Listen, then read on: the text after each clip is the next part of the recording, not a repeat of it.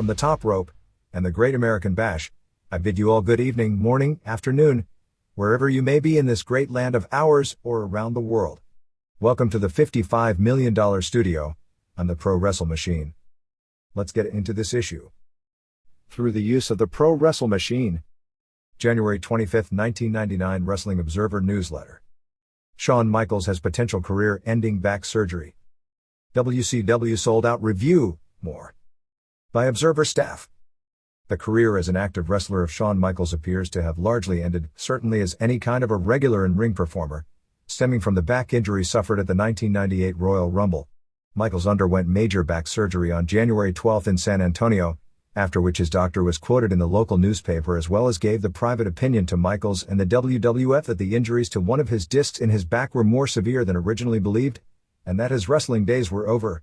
Michaels had largely been telling friends even before undergoing the operation that he felt he had maybe 5 matches left in him.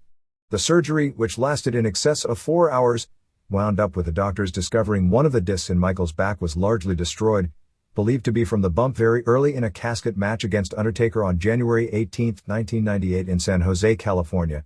Michaels took a bump over the top rope and landed on the casket in a very precarious position, with half the back landing on the casket and the other half having an uneven fall very similar to the bump in Japan that ended the career of Rick Rude. Michaels, 33, came back, obviously in tremendous pain, for one final match to lose his WWF title to Steve Austin at WrestleMania on March 29, 1998 in Boston in the match with Mike Tyson as referee. Michaels was advised after the show to undergo back surgery, but wanted to avoid the knife and hoped that if he rested the back, it would recover well enough to at some point return to the ring.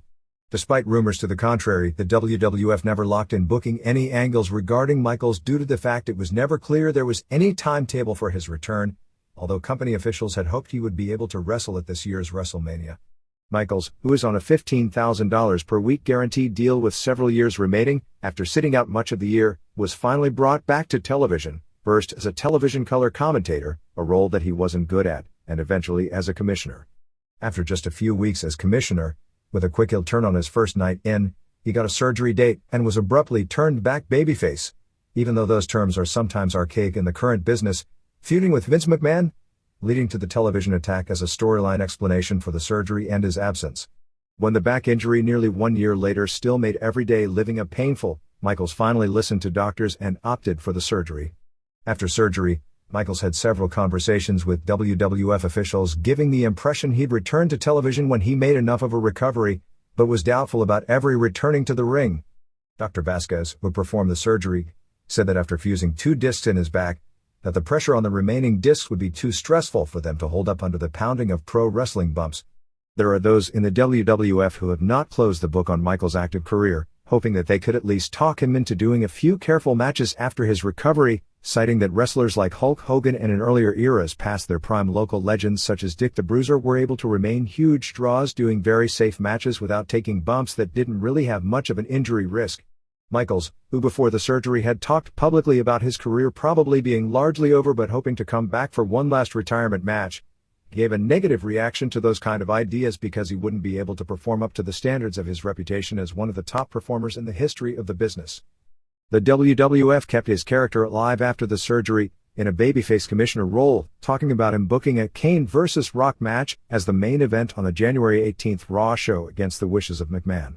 He is also planning on opening a wrestling school in San Antonio with mentor Jose Lothario in the spring. Even before the surgery revealed more damage to his back than initially believed, Michaels expected that his career was over. In an interview in the San Antonio Express 1 week before surgery, he said about returning, "It's a matter of looking at the risk versus rewards ratio. It's time to say, that's a wrap. I've accomplished many things in the ring, including reaching the top as a world champion. If I hadn't won the title, then perhaps I'd still be trying to get back in the ring one way or another, but you have to start thinking about your personal life." Michaels, arguably the single most talented performer in the history of the industry, will go down as having quite a controversial but also successful career. A high school football star who grew up as a major wrestling fan, idolizing Ric Flair, started training as a wrestler with Lothario and debuted as a teenager with Mid-South Wrestling in late 1984.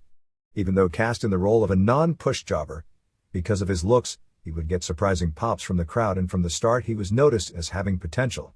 He copied a lot of the repertoire of Ricky Morton, one of the top faces of the time, and got his first push in 1985 in the San Antonio-based Texas All-Star Wrestling promotion as a member of a tag team called the American Force, modeled after the prototype babyface Rock and Roll Express, with Paul Diamond, Tom Boric, as his partner, feuding with the likes of the Masked Hoods, Ricky Santana and Tony Torres. As a rookie in 1985, he was an eye-catcher with his high spots to the point, even while wrestling in a small territory with almost no exposure, he placed second to Jack Victory, who was in Mid-South, wrestling with far more exposure, in the Rookie of the Year balloting. Michaels, basically playing the Morton role on this team and his later more famous Midnight Rockers combination, and Diamond held the titles twice in San Antonio, never losing a second time as without giving notice. Michaels left the territory for the AWA in January 1986. This would turn out to become a career pattern as he became the single greatest expert at winning championships and never losing them in wrestling. By his second full year in, he was already a star, having gone to the AWA, paired up with Marty Jannetty as the Rock and Roll Express copies called the Midnight Rockers, known for having some of the best matches in wrestling inside the ring, and causing problems outside the ring with all kinds of wild antics. The two remained together nearly 7 years. In the AWA, they had a memorable feud with Buddy Rose and Doug Summers, finally capturing the AWA tag titles on January 27, 1987, before jumping to the WWF without any warning or dropping of the titles, which caused tremendous heat in the AWA at the time. But after an embarrassing incident at the bar on their first night in the WWF in upstate New York, they were fired, and with the way they left the AWA, there was some heat about getting their old job back. Eventually the two wound up working in Memphis, feuding with the Rock and Roll RPMs, Mike Davis and Tommy Lane, with Michaels working for the first time in his classic role as a cocky heel. After winning the old Southern Tag Team titles on November 22, 1987, they got their job back with the AWA, and left Memphis without ever dropping the titles. Because of their track record, the idea of putting the AWA belts on them wasn't the original plan. However, the two were embroiled in a feud with the original Midnight Express of Dennis Condrey and Randy Rose, who were managed by Paul E. Dangerously, and the Express got a job offer from Jim Crockett, so a title change was pretty well put together at the last minute on December 27, 1987 in Las Vegas. After getting a chance to return to the WWF, they dropped the titles to Diamond and Pat Tanaka on March 19, 1988 in Las Vegas. Renamed the Rockers, the two were one of the three classic teams of that era in the WWF, along with the British Bulldogs, who by this point were in their last days, and the Hart Foundation. Despite being the hottest face team in the company, and from Michaels' debut in WWF this time it was pretty well clear he was one of the three best workers in the company, they didn't get much of a push since it was the era of the monsters. Two small guys like that were good for bumping for the huge but untalented teams like Powers of Pain and Demolition, and even got really good matches out of them. They were never even in a high-profile tag match until WrestleMania V, on April 2, 1989 at Trump Plaza, where they had the only good match on the show, basically bumping for, and putting over another huge untalented team of Big Boss Man and Akeem the African Dream, one-man gang. Although they did have some great title challenges and the best matches at the time in the WWF when the Brain Busters, Arn Anderson and Tully Blanchard, held the WWF tag straps. Even though they were the most popular team for much of this period, and easily the best team in the ring, with the exception of the British Bulldogs in 1985, the Rockers, in 1989, are the only tag team in WWF history ever to capture the Observer's Tag Team of the Year poll. The WWF was reluctant to give them much of a push because of their behavior outside the ring and the fact they were always in trouble and on the possible course of self-destruction. The record book shows that the Rockers never held the WWF Tag Team titles, although there was a famous situation once. In late 1990, the WWF, due to budget problems, decided to make a drastic talent cut. Among the names planned to be dropped, somewhat surprisingly at the time, was Jim Neidhart, who held the tag titles with brother-in-law Bret. On October 30, 1990 in Fort Wayne, Indiana at a TV taping, the Rockers beat the Hart Foundation to win the WWF tag titles. About a week later, the decision to fire Neidhart and several others was rescinded, and the company decided against going with the Rockers as tag champs. The match never aired on television and was never acknowledged outside the Fort Wayne market, where Jack Tunney did a localized video, saying the decision had been reversed because the ring ropes weren't up to standards. In 1992, frustrated by their apparent lack of push, the Rockers gave notice to go to WCW. Of course, they never went. Exactly what this was can only be speculated, although in hindsight it appeared to be a swerve, whether by Michaels or the office, or both, to get Jannetty out of the picture, and allow Michaels to get his push as a singles heel. With heat from all the WWF's outside problems, steroids being the most publicized, rocking the company and business in a freefall, the company decided to go in a new direction with Bret Hart as its top star and pushing smaller guys who could wrestle. Most of the big guys, Hogan, Warrior, LOD, Sid, Bulldog, who had been headlining either quit or were fired, based on numerous negative media stories and a federal investigation of the steroid issue basically forcing the WWF to get serious on the issue. Without the steroids, which the company had been built on, the company was forced to take a new direction, and with the exception of Hart and maybe one or two others, there was nobody in the company in Michaels' league as a performer inside the ring. Jannetty claimed that it was Michaels who brought up the idea to him about giving notice and going to WCW together. Jannetty gave notice. Michaels did as well, but secretly, without telling Jannetty, rescinded it. Michaels immediately got a major singles push with Sensational Sherry, just off a run with Randy Savage on top, as his manager. Jannetty was through for the time being after doing a rare at the time blood angle when Michaels threw him through a window to explain his absence. He eventually came back, but his push was largely over with the exception of the obvious singles run where for the most part Jannetty's role was to put Michaels over.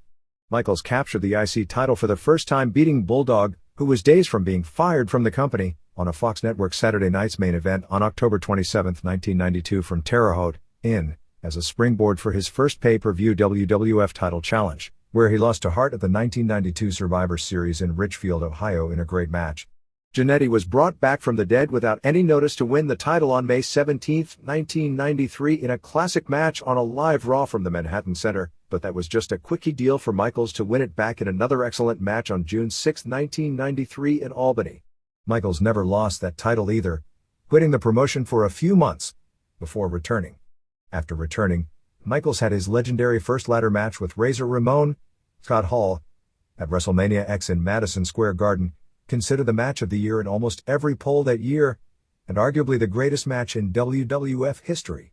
He and Diesel, Kevin Nash, won the tag titles from the Head Shrinkers on August 28, 1994 in Indianapolis as a surprise the day before that year's SummerSlam, and never lost them, as the two did a split-up angle instead, which actually was a catalyst for Diesel being groomed as the next big thing to get the WWF business out of the toilet, going back with a big guy after Hart.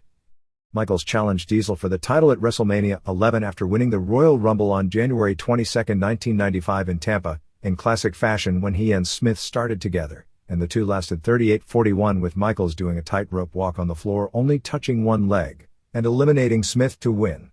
After losing at Mania, he turned back-face the next night at TV when attacked by Sid, enabling him to take time off for a back injury. He returned and captured the IC title from Jeff Jarrett on July 23, 1995 in another classic match, but during that reign came the famed incident in Syracuse, New York, which nearly cost him his career. There are numerous stories about what happened, but Michaels, Bulldog and Shawn Waltman were at a bar, and something happened with some military men and a fight ensued outside the bar. Michaels was pulled out of the car and a door was smashed on his head, giving him a serious concussion. At one point it was said there were 11 men attacking the wrestlers, although most later reports indicated the number was significantly less. At one point charges were filed against the alleged perpetrators, and for unknown reasons, some say because testimony in the case would have embarrassed Michaels, Michaels ended up dropping the charges. Even though the WWF knew Michaels wouldn't be able to wrestle on its October 22, 1995 pay-per-view show in Winnipeg, he was advertised as going to wrestle anyway, and when he couldn't, handed the IC belt over to Dean Douglas, Shane Douglas, in the ring. After returning, he had a classic match on a live Raw with Owen Hart, and simply collapsed in the ring with them going off the air teasing whether he would live or die. While the angle was in the worst taste possible, playing off a legit beating, complete with doctors claiming he should never wrestle again, it was huge for business. Michaels became the biggest drawing card in the company at a time when business was finally making a major turn. He returned to win the Rumble again on January 21, 1996 in Fresno, as a prelude to capturing his first WWF title from Hart in a match that lasted 61-52 and was largely a disappointment. From there, Michaels' most famous run on top was most controversial, like his career. In the ring as a performer, he was almost like Ric Flair of a decade earlier. But as a champion, he wasn't even close. When things didn't go perfect, he pouted in the ring and was noticeably unprofessional as champion, yelling at sound men, pouting on TV and using his political muscle to bury wrestlers he didn't like. He was a very good arena draw, probably the single best arena box office draw of that year in all of wrestling, but his segments did poorly in the ratings, and WWF ratings were bottoming out in a losing war with WCW. He was voted most charismatic in wrestling in both 1995 and 1996 and was generally considered, at least in North America, to be the best performer in the ring as well. He had a Match of the Year candidate against Diesel in his first defense, followed with a disappointing match with Smith after a power failure caused by a storm totally ruined that pay-per-view show, and had another Match of the Year candidate in the rematch with Smith. At this point, with Michael self-destructing in many people's eyes, McMahon went to Calgary to make the famous 20-year contract with Hart to bring him back to the company with a promised long run as babyface champion, capturing the belt from Michaels at the next WrestleMania, which of course, isn't how things took place. Michaels had another classic win over Vader at SummerSlam, with the agreement that he would drop the title in a short-term switch to Vader at Survivor Series to build up a big rematch at the Alamodome in his hometown of San Antonio, where he'd regain the title. He came back with another Match of the Year type performance with Mankind in Philadelphia, probably the best of all his 1996 matches, and was kept off the next pay-per-view show to build up everything for Survivor Series. In this case, it was Michaels who pulled another swerve, going to McMahon and saying he wouldn't drop the title to Vader, and instead agreed to do a quickie title loss to Sid at Survivor Series on November 17, 1996 in Madison Square Garden, where he actually carried Sid to a really good match, to set up his winning it back at the Alamodome in his hometown of San Antonio for the Royal Rumble show on January 19, 1997, in a match that wasn't nearly as good as their previous meeting.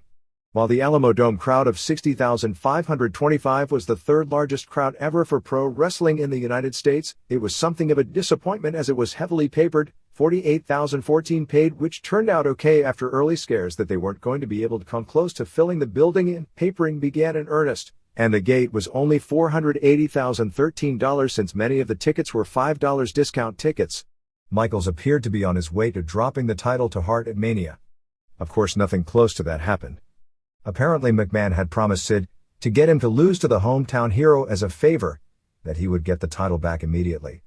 That was to come on a USA Network special on February 13 from Lowell, Massachusetts. Michaels, when finding out he was dropping the title back, and also was out of the Mania main event and instead would be losing in the semifinal to arch rival Hart, came to the building, claimed a potential career-ending knee injury, gave a teary-eyed speech acting as if his career was over, and vacated the title. While his knee was legitimately bad, he didn't even undergo surgery and returned quicker than anyone expected, and without missing a step in the ring. Almost immediately, he and Steve Austin won the tag titles from Owen Hart and Smith on May 26, 1997 in Evansville, another belt he never lost as he had the famous backstage fight with Bret Hart, and quit the promotion once again, claiming an unsafe working environment. Before quitting, he was to have his long-awaited singles rematch with Bret Hart where Hart would get his win back or retire, but this time Hart underwent knee surgery and was replaced by Austin. To show how popular Michaels was at this point, Austin had just done his big turn, yet Michaels got louder cheers than Austin at their King of the Ring match on June 8, 1997 in Providence, which finished with a cheap DDQ finish. Finally Michaels returned again, this time making it clear he wouldn't work with any member of the Hart Foundation, and would never put Bret Hart over. The mysteries of the deal where McMahon got Michaels back have always cast a shadow on the famous match in Montreal, which will go down as the most remembered part of Michaels' career. Enough has been written about the match where Michaels regained the title, and what led up to it. The irony of Michaels, with his track record of not dropping titles and his injury risk, being groomed to be the top heel star of the company against Austin, seemed strange then and stranger now, even with the fact he was a proven draw. Michaels wrestled a few matches as champion before his injury in the Undertaker match, and just the Austin loss afterwards, but created the DX group, first as low-life heels, but that inevitably, and even by the end of the year it was clear, were going to be the hot babyface group right behind Austin. DX was kept as heels for the Austin match, but once Michaels left, trying to keep them heel was futile, and Michaels was largely written out until his recent TV return. He's left and been written out on a regular basis, but always came back as a bigger star. And in some form or fashion, he'll be back again, but at best if he does get in the ring, it'll only be a few more times. WCW put on a better show than they have in months on pay-per-view, but it was still nowhere close to the caliber of shows they were doing in 1996-97, with the third annual sold out on January 17 from Charleston, West Virginia's Civic Center. The show did sell out weeks in advance to the tune of 10,833, with 10,255 paying $210,740. The fans really wanted to like the show, but WCW didn't give them much to like underneath. But the show ended strong with two good matches and a very strong angle. 1. Chris Benoit beat Mike Enos in 10:34. This match had really good heat, particularly for the wicked chops Benoit was throwing that ripped the skin off Enos' chest. Benoit was great as usual in carrying the match, and everything he did was over with the crowd, even though Enos isn't a pushed commodity and the audience had no reason to care. Unfortunately, the usually underrated Enos did not have a great performance in his highest profile match with the company. Benoit did his rolling German suplexes and a headbutt off the top rope. Enos turned things around, but through the weakest looking clothesline in history, which apparently he was expecting the arm to be used not to hit Benoit, but to be caught for the crossface. Anyway, after Benoit sold his lame blow, he took Enos down with a crossface submission. 3 stars. 2. Norman Smiley beat Chavo Guerrero Jr., Salvador Guerrero III, in 15:44. Smiley came out with an urn supposedly with the ashes of Pepe. Guerrero looked good, but they were out there for too long. Smiley can wrestle on the mat, but fans don't want to see that, and when he's on his feet, he doesn't work well. He's over as a cult deal with his big wiggle, which he spent the match teasing until finally doing it. Guerrero blocked the chicken wing. Smiley blocked the swinging DDT. Smiley then threw the sawdust from the urn into Guerrero's eyes and used the chicken wing submission. 1.5 star. 3. David Finlay pinned Van Hammer, Mark Ty Hildreth, in 7:54 with a tombstone piledriver. Crowd was totally dead. Hammer was a sub for Steve McMichael, who missed his flight due to the dreaded personal problems in what was scheduled as the long-anticipated battle of the tombstone piledrivers. McMichael did make a later flight, but wouldn't have been able to make it to the building until 10 p.m. and they told him to stay in Columbus. Nobody missed him. Dud. 4. Bam Bam Bigelow Scott Bigelow pinned Wrath Brian Clark in 9:23 with the greetings from Asbury Park. It was hard hitting, but the match didn't have any heat. Wrath missed a charge into the corner right before the finish. 3/4 star. 5. Lex Luger Larry Fold beat Conan Charles Ashenoff in 9:31. The crowd went nuts when Conan came out to that song, and they had a real hot first minute or two until Conan missed the lowest drop kick in wrestling and the air was sucked out of the crowd. Most of the match saw Luger work on Conan's back. Just before the finish, as they were outside the ring, Conan told Luger that his back was out, to stop the match and to call the doctor. There was a lot of heat on this, as evidenced by Kevin Nash's interview on Nitro the next night. Luger got a smirk on his face, figuring Conan was blown up, and didn't stop the match. It didn't even look like Conan was going to get back in the ring, but he did, and somehow one of life's great mysteries, since the cameras were focused on showing us Elizabeth and her new boob job coming to the ring, Conan got Luger in the tequila sunrise. Liz sprayed black paint in Conan's eyes and Luger racked him. Looks like they are going to hook Luger and Elizabeth up on television. 3/4 star. 6. Chris Jericho Chris Irvine beat Perry Saturn Perry Sotelo in 11:44 in a loser has to wear a dress for a 90 days match. The stipulation was changed, with the loser having to wear the dress because Saturn basically volunteered to lose the match that he probably was initially supposed to win, since Jericho isn't getting pushed. Guess Saturn figures that wearing a dress got Pillman over, and at least he won't be just another guy in the pack on television as long as he's got the dress on. Ralphus reminds me of Chumley the Walrus on the old Tennessee Tuxedo cartoon show. Scott Dickinson was there as heel ref. The match didn't click and wasn't crisp. The lack of heat didn't help, but there were a few badly missed kicks on both sides as well. It was finally starting to pick up at the end, when Jericho wriggled him way out of a Death Valley driver. Then Saturn got out of the Lion Tamer. Saturn had Jericho in an inside cradle when Dickinson, who hadn't played heel the entire match, turned over the pile and gave Saturn a fast count. Saturn eventually put on this ugly dress. Heenan made a crack about him going braless. Dickinson, Jericho, and Ralphus left together.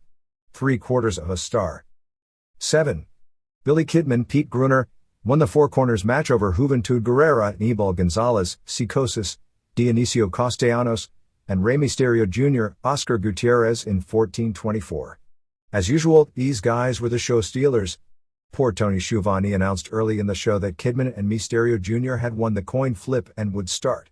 Then, when Guerrera's music was second, he said that Guerrera must have won the coin flip and he and Kidman would start. Then Mysterio Jr. started with Kidman. The fans started chanting USA. Schiavone then explained, and I'm not making this up, how the rules of this match make no sense and there is no logic in every tagging out under these rules. Of course he's right, but that begs the next question: why book rules that make no sense? When Ray and Kidman wanted to tag out, Psicosis and Guerrera acted like they didn't want to get in the ring, when the whole logic was they should want to be in and nobody should ever tag because you're giving someone else the chance to win. So since nothing made sense, they just had a great match, although it was a shade down from the Starrcade match. Guerrera did a spinning head scissors on Kidman, who landed wrong on Guerrera's knee and he was limping a little. Psicosis flipped Mysterio Jr. over the top and he crashed on Kidman. Psicosis and Guerrera argued about who would do an Osai moonsault on the floor, giving Kidman and Mysterio Jr. time to give them stereo powerbombs off the apron to the floor. Mysterio Jr. and Psicosis did a springboard Doomsday Device double team move on Guerrera. Mysterio Jr. leapt over ref Charles Robinson's back with a running flip dive onto Kidman. It appeared Kidman banged his already injured shoulder on this spot. Guerrera did this crazy air juvie dive on everyone. Kidman and Mysterio Jr. were laid out on the floor and Psicosis did this running dive over the top into a senton on the floor. After a bunch of reversals and near falls, Mysterio Jr. did a springboard to the floor into a Frankensteiner on Psicosis while in the ring Kidman used the shooting star press on Guerrera. 4 stars. 8. Rick and David Flair, Richard and David Fleer, beat Barry Windham and Curt Hennig in 13:56. David, who had trained to do a few spots with Windham but had no training time with Hennig, was in just for the angle. He totally lacked facial expressions and wasn't ready to be in a match, but hadn't trained to be a wrestler either. He was still better than Reggie White or Jay Leno, and showed up in better condition than Dennis Rodman.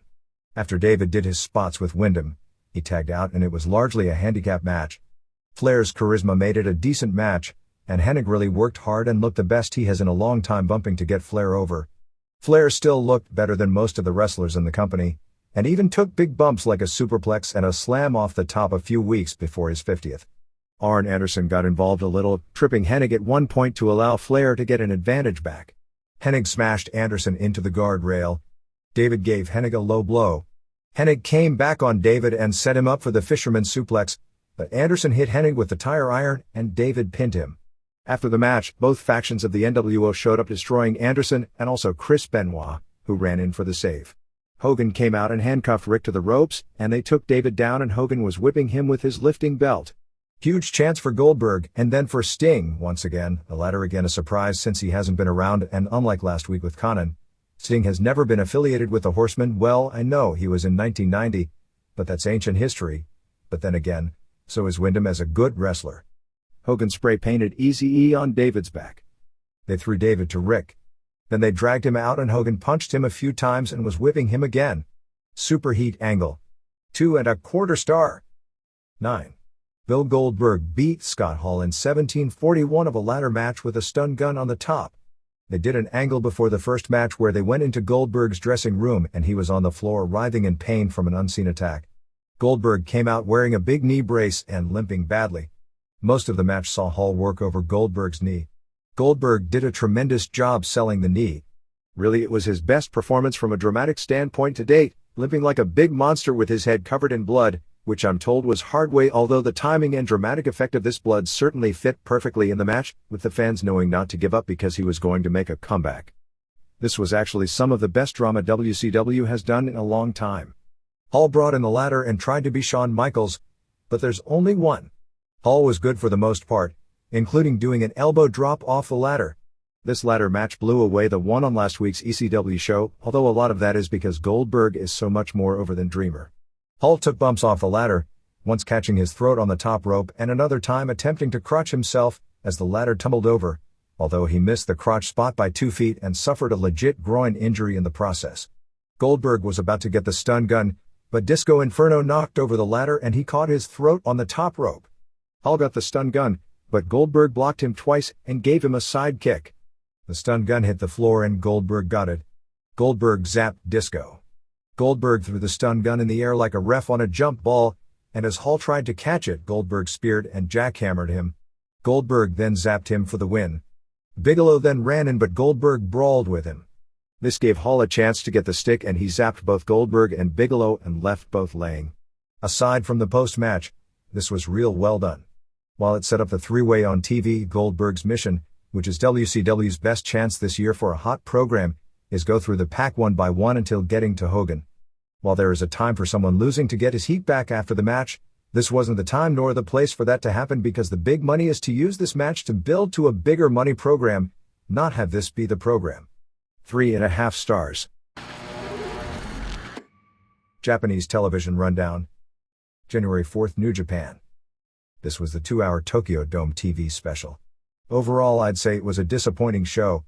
It really wasn't much better than most of the recent American pay-per-view fare. 1. Kensuke Sasaki beat Atsushi Onita via DQ for throwing fire. Sasaki came in so ridiculously huge that he looked to be like 265 on maybe a 5'7.5" frame. Onita, who has normal dimensions and has lost whatever athletic ability he once had, didn't even belong in the same ring. Onita had Sasaki with 2 chair shots so hard that the bottom popped out of the chairs, but Sasaki didn't even sell. Really, Sasaki didn't sell much of anything for Onita. At 3:30 he finally sold a chair shot a bit to set up a spot that Onita nearly screwed up doing a pile driver through a table. Sasaki recovered and was pounding him again until Onita threw the fire for the DQ. After the match, when Sasaki recovered, he tackled Onita on the ramp and was beating on him again. 1 star. 2. Dr. Wagner Jr. and Kendo Kashin won the IWGP Junior Tag titles, beating Tatsuhito Takaiwa and Shinjiro Otani. Everyone except Otani looked sluggish here, and it was disappointing. Otani did a great job selling Kashin's Rumina Sato-style armbars from hell. One cool spot was Otani doing a missile dropkick on Kashin right into a double power bomb by Takaiwa. Kashin kicked out of Otani's dragon suplex finisher. He used his spider bomb spinning power bomb on Kashin, but Wagner saved. Finally, Kashin got a flying armbar climbing the ropes on Otani for the submission. 3 stars. 3. Jushin Liger retained the IWGP Junior title, pinning Koji Kanemoto. Best match on the show, but below their usual caliber. Kanemoto debuted a twisting moonsault for a near fall. Liger finally got the pin with a brainbuster off the top rope. 3.5 stars. 4. Yuji Nagata beat Dave Beneteau with a triangle choke. Beneteau looked super green. Nagata threw some nice kicks before the finish. Dud. 5. Don Frye beat Brian Johnston when the ref stopped the match after punches from the mount. Just before the finish, both Beneteau and Brad Rheingans attacked Johnston. This match was heavily edited on TV, but some of stuff that aired was good. 6. Shinya Hashimoto no contest Naoya Ogawa in the most controversial match in Japan in several years. Whatever it was, it had elements of a shoot, but a lot of it was an angle. Hashimoto clearly knew the story from the start, as there was no attempt to do a pro wrestling match. It looked like a typical Vale Tudo match where they were pinned against the ropes, and nothing was happening early. Ogawa threw some elbows to the base of the spine at one point as they were pinned against the ropes. Hashimoto's fists were all taped up, and he didn't have a glove on, and there is no way you'd ever let anyone go into a shoot like that, because the punches would be like being hit with a rock, and Hashimoto never once connected with one punch. Hashimoto had a bloody nose almost from the beginning. Hashimoto tried to hit ref Masao Hattori right away, but he didn't call for the DQ and didn't take a ref bump. Ogawa finally took Hashimoto down and really beat him up from the mount with full force punches to the face, which caused swelling around Hashimoto's eyes. Ogawa went for an armbar and Hashimoto made the ropes. Hashimoto then kicked ref Masao Hattori, who took a total pro wrestling ref bump this time. It was almost as if it was understood it was going to be brutal, and the finish of a no contest was clearly predetermined, and Hashimoto would hit the ref when it was time to end the thing. The first time he hit the ref, Hattori ignored it because it was only 1 minute in. Ogawa beat Hashimoto up some more, trying both a hammerlock and a top wrist lock, both of which Hashimoto escaped, before nearly getting a choke on and let it go to pound him. He threw a vicious stomp to the back of the head and a kick to the face, at which point Hashimoto rolled onto the ramp and was done and was laying on his back, unable to get up. Basically all hell broke loose, and it was called a no contest. Everyone would see it as Ogawa winning, and he celebrated like he won. Hashimoto looked bad. The post-match run-in was edited on this TV and looked like typical pro wrestling, and Choshu's run-in looked like a total dramatic angle. The unedited version of the post-match, which aired on January 11th, did look authentic, as it was clear that at least some of the wrestlers weren't smartened up to the angle and their response was natural. Even though the match wasn't good, it has to be labeled as successful since it made Ogawa and has been the biggest topic of conversation in Japanese wrestling in a long time. As a pro wrestling match, it was maybe 3/4 of a star, but giving it a rating like that also would show a complete lack of understanding as to what pro wrestling is. 7. Hiroyoshi Tenzan and Satoshi Kojima won the IWGP Tag Team titles from Genichiro Tenryu and Shiro Koshinaka. Because of the previous match, there was no heat at all when they did typical pro wrestling. It was a solid, hard-hitting match, but never got good. The highlight was Tenzan doing a moonsault from the top rope to the floor onto Tenryu and Koshinaka, which makes him the biggest man I've ever seen attempt such a move. The finishing sequence was good, ending with Tenzan pinning Koshinaka after a fist drop off the top. 2.5 stars. 8. Keiji Muto won the IWGP Heavyweight title from Scott Norton. No heat doing pro wrestling after seeing what fans thought was shooting. Match was boring, with Muto constantly working on Norton's knee with lengthy figure 4 spots that Norton really didn't sell well. Norton finally hit the power bomb, but his knee gave out, so he couldn't do a cover. Muto came back with another lengthy figure 4 spot. Norton got to the ropes and went for another power bomb, but at the top, Muto broke it with a series of punches. Muto used a dragon screw and a moonsault for a near fall, before going back to the figure 4, and eventually Norton submitted. It was a good match for the 60s or early 70s, but too slow-paced, particularly for a world title match on the biggest show of the year. Dud. Mexico.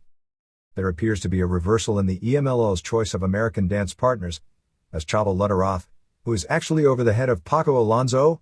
The Lutteroth family founded pro wrestling in Mexico in the 30s and also promote numerous other sports including baseball and boxing. Paco, a nephew of Salvador Lutteroth, who founded the oldest wrestling company in the world, as head of the wrestling division, had a meeting with Victor Quiñones, an independent WWF rep, and Carlos Maines, who ran a strong opposition promotion in the late 70s and 80s in Tijuana. Alonso had been working with WCW, including having some WCW wrestlers appear on his last few major shows of 1998, with plans of bigger names including Conan, Rey Mysterio Jr. and Eddie Guerrero working major programs this year. In addition, Alonso was supposed to help supply WCW with talent for its own proposed Latino show, which right now only has a deal for a 1-episode pilot that will be taped on January 26. No contracts have been signed with either WWF or WCW, although WCW did send Alonso a contract that he didn't sign after already putting him in charge of booking their talent in Mexico. Chavo Lutteroth at the meeting made the decision to work with WWF and not WCW, claiming that several of his top wrestlers had threatened to quit if the WCW guys came in as headliners, not to mention that the press wasn't kind to the luchadores coming and doing American mannerisms, and while the first house was up with the WCW guys, the subsequent houses were disappointments. In addition, had Alonso signed the contract with WCW, he'd have lost both El Hijo del Santo and Negro Casas. In the ring, the news was fairly quiet this week. The January 15th Mexico City Arena Coliseo show was headlined by Atlantis and Felino and Emilio Charles Jr. winning a non-title match over Trios champs Dr. Wagner Jr. and Blue Panther and Black Warrior before another near full house. Warrior beat Mr. Niebla to retain the NWA Light Heavyweight title on January 13th in Acapulco. Esther Moreno worked her first match in Mexico in many years on January 12th for PAPSA or AAA. PAPSA is doing a gimmick TV taping on January 31st called Del Rev, which translated means flip/flop. All Rudos have to work as Technicos and vice versa. Tirantes has to referee fairly and Tropicasas gets to play heel ref. Even Arturo Rivera, the Rudo announcer, has to call the matches as if he is a Technico announcer. Trying to sell that gimmick sort of boggles the mind. They are holding a big wake on February 7th for the 15th anniversary of the death of El Santo, who was probably the single most beloved wrestler who ever lived. Santo passed away on February 5, 1984. PAPSA is running Tijuana on January 22nd with Latin Lover and El Alebrije and Octagon vs. Cibernetico and Pentagon and Abismo Negro, while Promociones de Mora is running on January 28th using a lot of the WCW Mexicans since they'll be in between the taping in Waco and a house show in San Diego. Enemigo Publico twisted his ankle doing a dive on January 8th and will be out for about 3 weeks. Oriental is still out of action after cracking 2 cervical vertebrae in December. Antonio Pena announced that he would be changing the format of his television tapings. The first 3 matches would all be 1 fall, as opposed to the traditional 2 out of 3 falls. All women's matches, cage matches, dog collar and strap matches at TV tapings would also be 1 fall. This all goes into effect in February. The women are heavily protesting this break from tradition. For the women, it may be delayed. All Japan. The big show of the week was January 15th in Yokohama Bunka Gym, where a reported sellout of 6,200 fans. It was definitely an overflow turnaway crowd, but I don't see how you could put that many people into that gym. Saw Vader pin Kenta Kobashi in their first singles match, stemming from the angle from 2 weeks ago. Vader used a hard power bomb on the floor. Kobashi got a near fall with a moonsault, but wound up with the cut over his eye opening up. Kobashi kicked out of a Vader moonsault, but Vader came back with 2 Vader bomb splashes and got the pin in 16:59. Mitsuharu Misawa was at ringside doing commentary, talking that the winner of this match would challenge for the Triple Crown on March 6th at Budokan Hall. The general feeling is they are holding the Misawa vs Kobashi rematch off, as it'll be the main event on the May 2nd Tokyo Dome show. In the other top matches on the show, Misawa and Jinsei Shinzaki lost to Toshiaki Kawada and Akira Taue in 2040 when Kawada pinned Shinzaki after a powerbomb. Hiroshi Hazy and Jun Akiyama beat Wolf Hockfield and Gary Albright when Akiyama pinned Hockfield after an exploder in 1637. And Yoshinari Ogawa beat Masahito Kakihara to retain the PWF Junior title in 1622. Since Ogawa is getting the push as Misawa's partner, this result isn't a surprise, but Kakihara may be the most underpushed guy in the business based on what he should mean for the promotion he's in. This tour ends on January 22nd with the Misawa vs Kawada Triple Crown match in Osaka, and the next tour opens February 20th at Korakuen Hall, with big shows on February 21st in Kobe, February 25th in Osaka and 3/6 at Budokan Hall. There has been no new confirmed information regarding the condition of Giant Baba, but as you can figure, it has resulted in all sorts of rumors being spread. Hayabusa and Shinzaki lost when challenging mid-card wrestlers Takao Omori and Jun Izumida for the All-Asian Tag Team titles on January 16th at Korakuen Hall when Honda pinned Shinzaki in 23:37 after a German suplex. The two teams will be rematched on February 23rd, which will probably be a title switch, as Misawa wants to push guys from other promotions within All Japan more this year, and even talked of Triple Crown title defenses this year against people not from the promotion. December 27th TV, which was a year in review show, did a 5.9 rating, which even beat the 5.6 that the Misawa Kobashi match of the year did. New Japan. Most of the news from this week is angle-laden storyline to build up the New Japan vs UFO feud. Basically because of what happened at the Dome show, New Japan said they wouldn't work with UFO any longer. There actually has been some mainstream media in Japan that usually doesn't cover wrestling talking about the Shinya Hashimoto vs Naoya Ogawa match, writing it up as pro wrestling being scripted entertainment and how a real fight broke out during a pro wrestling match. As the storyline now goes, Hashimoto wants a rematch, but since New Japan isn't working with UFO, they won't allow him to do it. One would suspect this will end up headlining the 3/14 Yokohama Arena show or the April 10th Tokyo Dome show. Reports are that Riki Choshu and Seiji Sakaguchi had a 2-hour-plus meeting on January 18th with Hashimoto regarding his future, but nothing was said about the results of the meeting. Most of the New Japan wrestlers renewed their contracts for 1999. News reports indicated that all the wrestlers got sizable raises from last year. The pay scale for the Japanese wrestlers, which for years was well ahead of American wrestlers, now trails behind wrestlers of equivalent standing in U.S. rings. Neither Masahiro Chono nor Keiji Muto have signed. Usually New Japan gives 1-year deals done after the Tokyo Dome show, but Chono was offered either a 5 or 10-year deal. Chono wouldn't sign unless Muto had, because he wanted to be guaranteed the highest paid guy in the company. The 2-hour Tokyo Dome special, which aired after midnight, did a 6.9 rating, which is an excellent rating for the time slot, but nowhere close to what they did last year for the Riki Choshu retirement show in the same time slot. Other Japan notes. Junzo Hasegawa, 70, who was the leading wrestling promoter in Japan in the 1960s, passed away on January 18th from cardiac arrest. Hasegawa was also known in wrestling as Yoshinosato, and was one of the 3 main owners of the Old Japanese Wrestling Alliance along with Toyonobori and Kikichi Endo after the death of Rikidozan in 1963.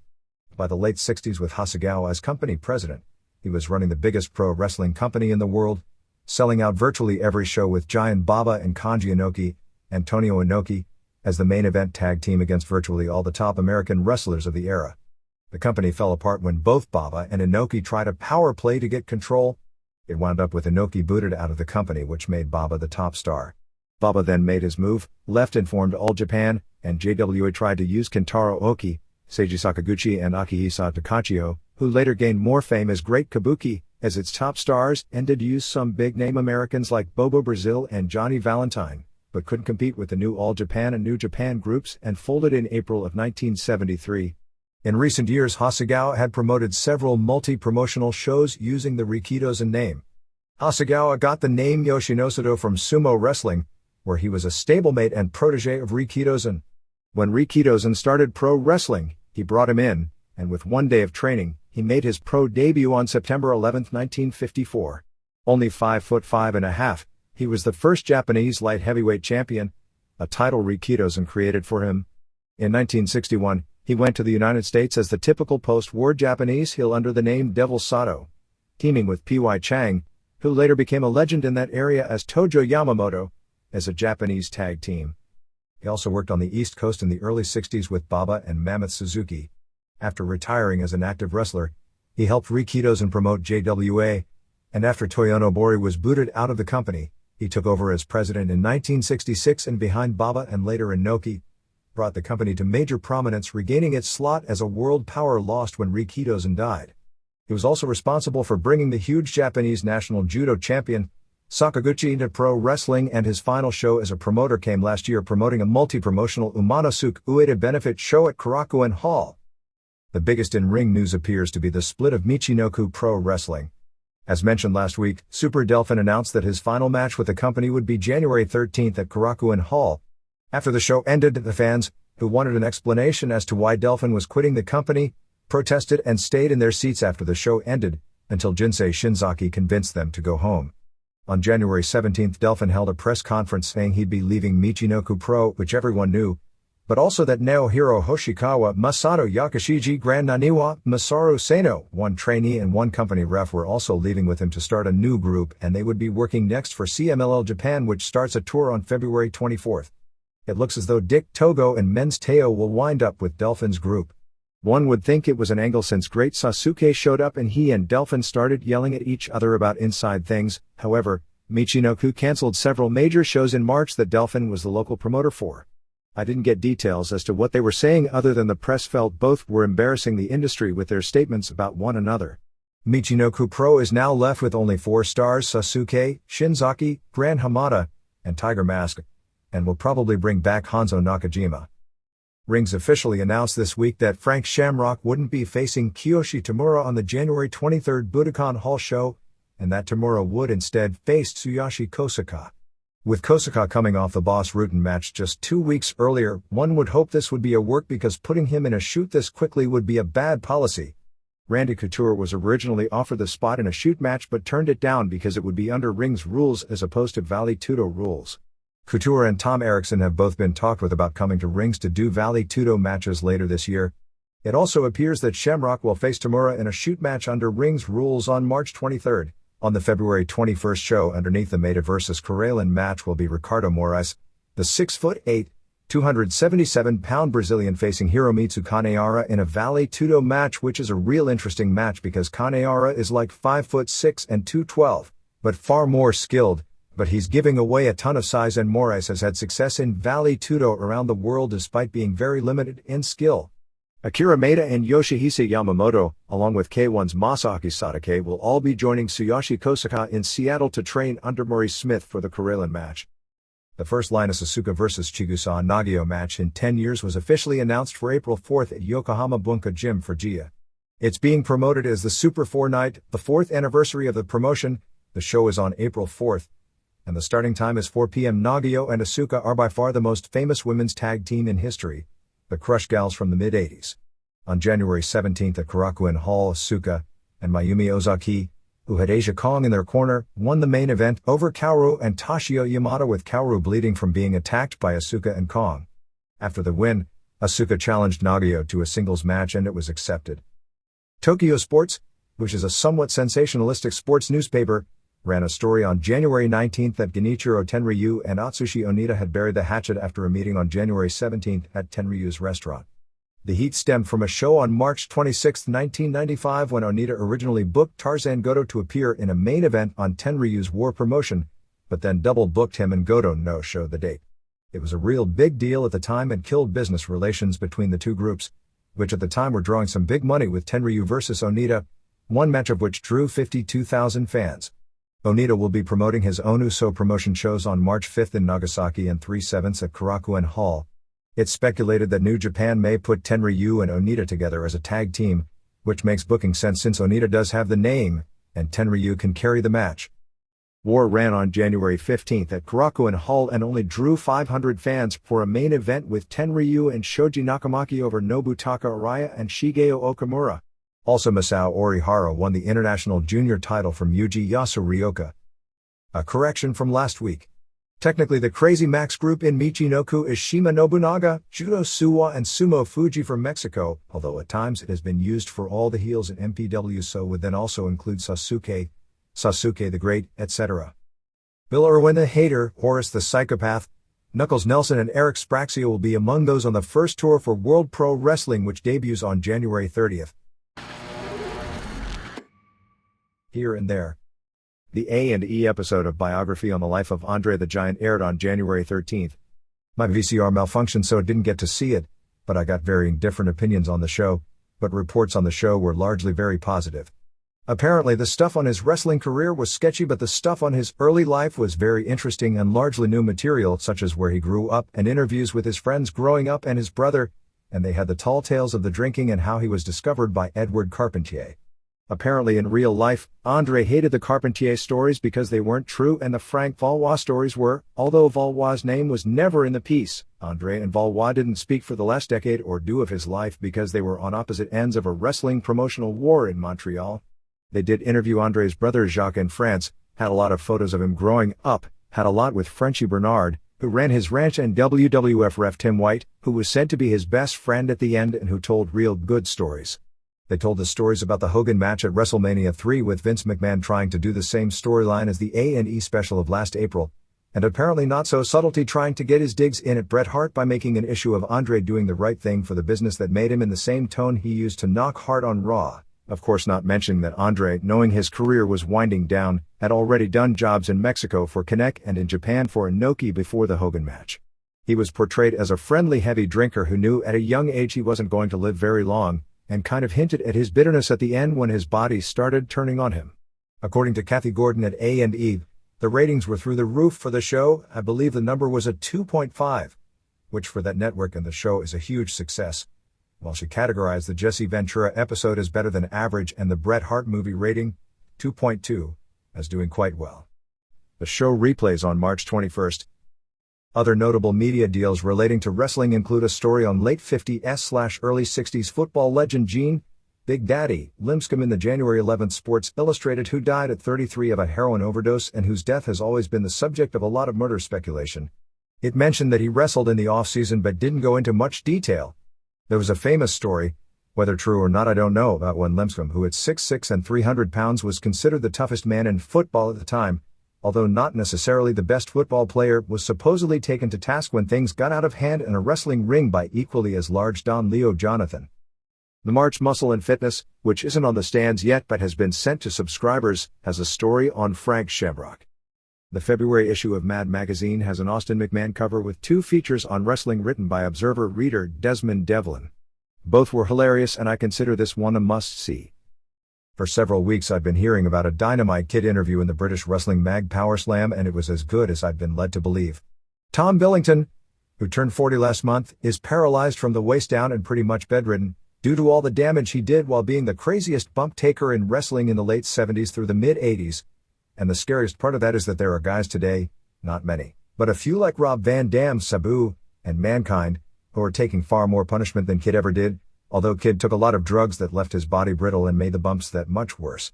Kid was one of the best workers ever, and along with Satoru Sayama, should be thanked by every wrestler under 215 pounds in the world who is making money today, because those two paved the way, putting junior heavyweights in the spotlight in Japan, and the quality of the action many years later led to the U.S. Well, at least ECW at first, and WCW discovered it after ECW had success with it, following suit. When asked if he would change anything based on his condition now, he said, "No, I wouldn't change a thing. Because I loved wrestling, I loved the excitement, I loved my opponents, whether good or bad. Really, and I mean this, I would do it all again." He knocked his cousin Davey Boy Smith, who he hasn't talked to in 8 years, and said he'd never speak to him again, claiming Smith told lies about him behind his back to his aunt and uncle about his drug use, and claimed Diana Smith tried to screw up his deal with All Japan. It's no secret there has been intense heat between those two for most of the past decade. On Hogan, a great man always laughed, grinned, shook your hand. But he was only in it for himself. Ate a laugh and share a coffee with you, but when that building sold out, he didn't give a shit if you were paid 50 pence, so long as he got $50,000.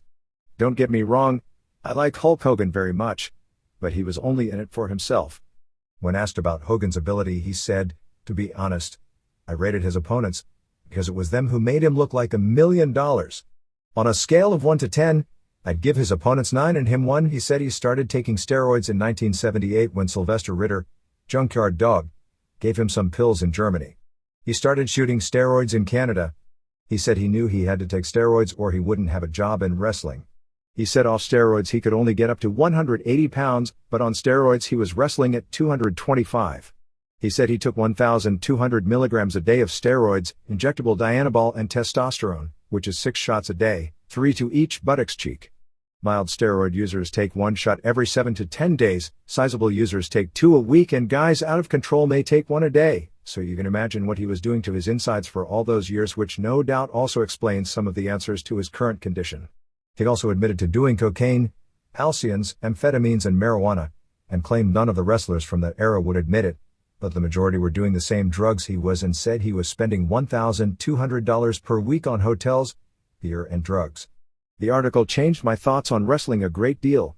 Having a bad knee or a bad hip after years of wrestling or football is, unfortunately, a risk of the game. The idea of being paralyzed from the waist down before your 40th birthday is every bit as bad as a cancer risk, which is way beyond an acceptable risk, although he said he would willingly do it again, and you can't protect people from themselves. Anyway, I hope fans of today's wrestlers and the wrestlers themselves who take ungodly physical punishment and mask it with ungodly levels of drug use to keep going all read the article to at least consider the big picture. The Learning Channel did a feature on women in dangerous jobs, and among the jobs covered were pro wrestling, and they showed women working in the Gia promotion in Japan. There was a show on January 16th in Eureka, California for Kirk White's big-time wrestling group that drew 1,250 fans, with Honky Tonk Man as the only major name on the show. It was the first wrestling show in that city in nearly 21 years. The Roller Jam debuted on Nashville Network on January 15th. It needs a ton of work and had far more problems than I can go into here. The announcing was beyond bad. The people in charge seemed to have a 1981 pro wrestling mentality of good guys versus bad guys, so the skaters on interviews were saying things like, "We're trying to play clean and they're the ones breaking the rules." It has a lot of money and pub behind it, but they were already tinkering with the formatted tapings this weekend, shortening the periods to a 7-minute running clock and 4-period games. On the first show there were 6 periods of 6 games each, trying to have a doubleheader with 2 one-hour games, as opposed to 1 2-hour game every Friday night, so 4 teams as opposed to 2 air. The games are so scripted to the point that every jam is scripted, including the number of points scored. If you pass 3 skaters, it should be 3 points, but if the scripting said 2 points, it was only 2. They also made a big mistake in using all new skaters rather than bringing in veterans from past leagues who actually know how to play and build a game. Just about the only player who wasn't a basic novice, little Richard Brown, who was said to be 41 years old, which would make him 9 years old when he first started, seemed, despite his real age being in his 50s, as the only standout. On February 6th at the Victoria Theater in San Francisco, they are going to show a premiere trailer for movie Demon of the Derby, which is the documentary that has been shot over the past year on Ann Calvello. Condolences to MAG writer Ernie Santilli, stately Wayne Manor, whose mother passed away after a 4-year battle with lung cancer. Burt Prentice was diagnosed as having a benign lung tumor after collapsing during the January 2nd Nashville Music City show. They did an angle afterwards to turn he and Colorado Kid back babyface the next week when he announced his retirement. Music City Wrestling on January 16th did an angle where Flash Flanagan said that nobody in the promotion could beat him and he'd leave the next time he was pinned. Naturally, in his next match, he was pinned by Reno Riggins. Jerry Lawler will return to Nashville for MCW on February 5th. Greg Price sold his NWA rights to David Bauckham in the Carolinas, so the Mid-Atlantic Championship Wrestling Group is now called NWA Mid-Atlantic. Price is involved in promoting ECW shows on February 5th in Columbia, South Carolina and February 6th in Concord, NC. Ray Connolly, 71, better known in Australia as a boxing ring announcer but also a pro wrestling television announcer, passed away on December 21st from a brain tumor. In his newspaper obit, the writer said his commentary even made professional wrestling appear real. There was a lot of pub in Memphis over the past 2 weeks on the trial of Donald Branch, who was accused of being the driver in a drunk driving accident that killed the daughter, granddaughter, and an unborn granddaughter of longtime TV announcer Dave Brown. A mistrial was declared 3 days into the trial when a prosecution witness, a nurse, told jurors Branch admitted to her drinking 2 beers before the accident. The prosecutors never told defense attorneys of that evidence, and the judge threw the case out saying it violated Branch's due process, and set a retrial date for April 12. On the Memphis TV show on January 16, the PA said the wrestling world was mourning the death of Paul Diamond, and then Diamond came out as Venom with a kendo stick. They again did a remote from Lawler's house where he and Stacy were, with Lawler saying he was staying home with Stacy. They announced a January 29 date in Memphis at the New Daisy Theater where they'll have a 12-man tournament to crown the first Power Pro champion, which will include Coco Ware.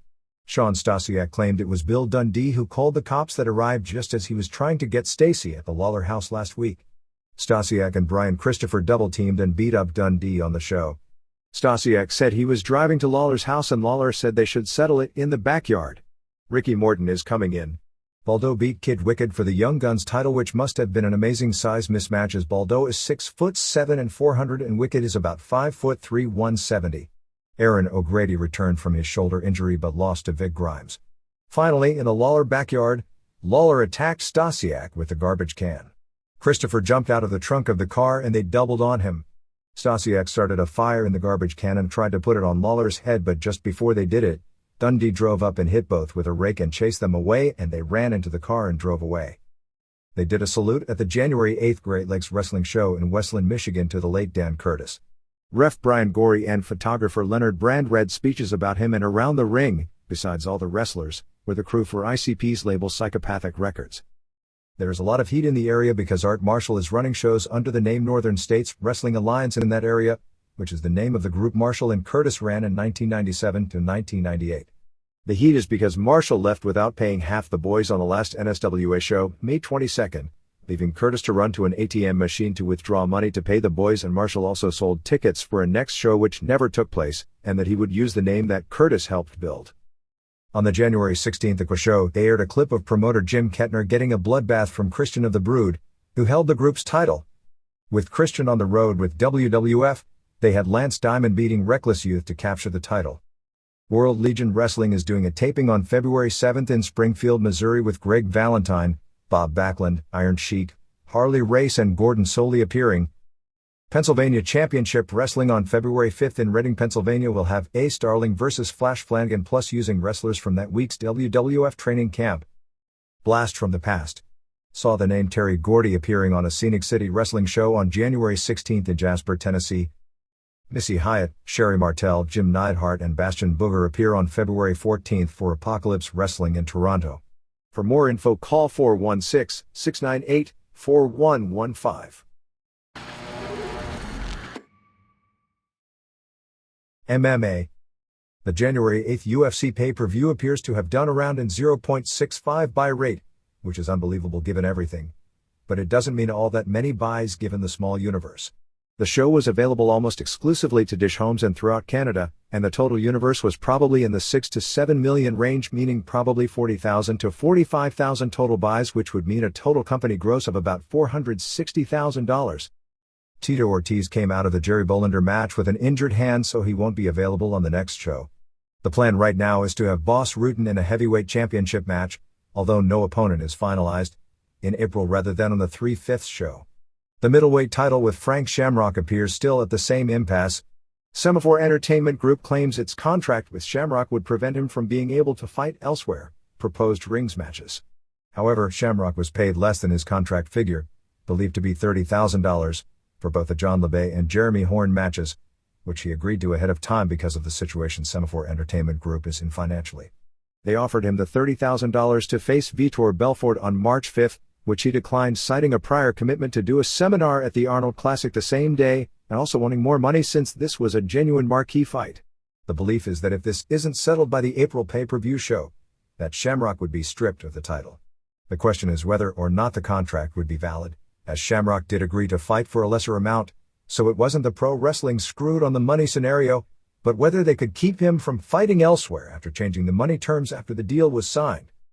Shamrock's student Charles Taylor fought the world's most entertaining fighter, Rumina Sato, on January 15 at Korakuen Hall for Shudo, and Sato caught a flying armbar in 6 seconds to win. At the UFC, Marco Ruiz issued a challenge to Ken Shamrock.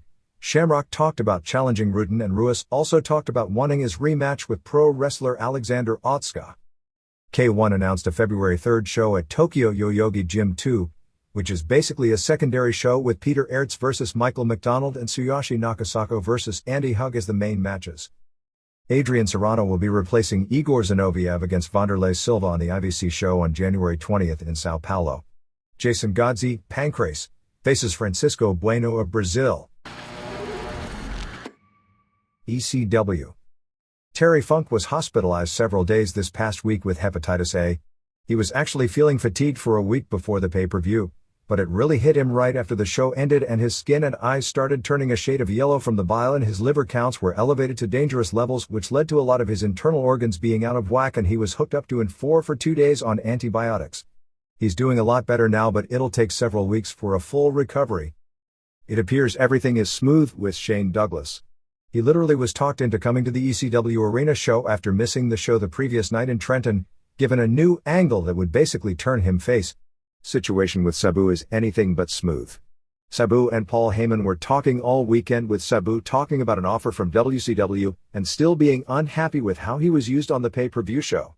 Sabu wanted the match on the pay-per-view to be a three-way dance, and there were problems over new programs discussed with him, which would have included trading wins in programs with either Lance Storm and or Just Incredible.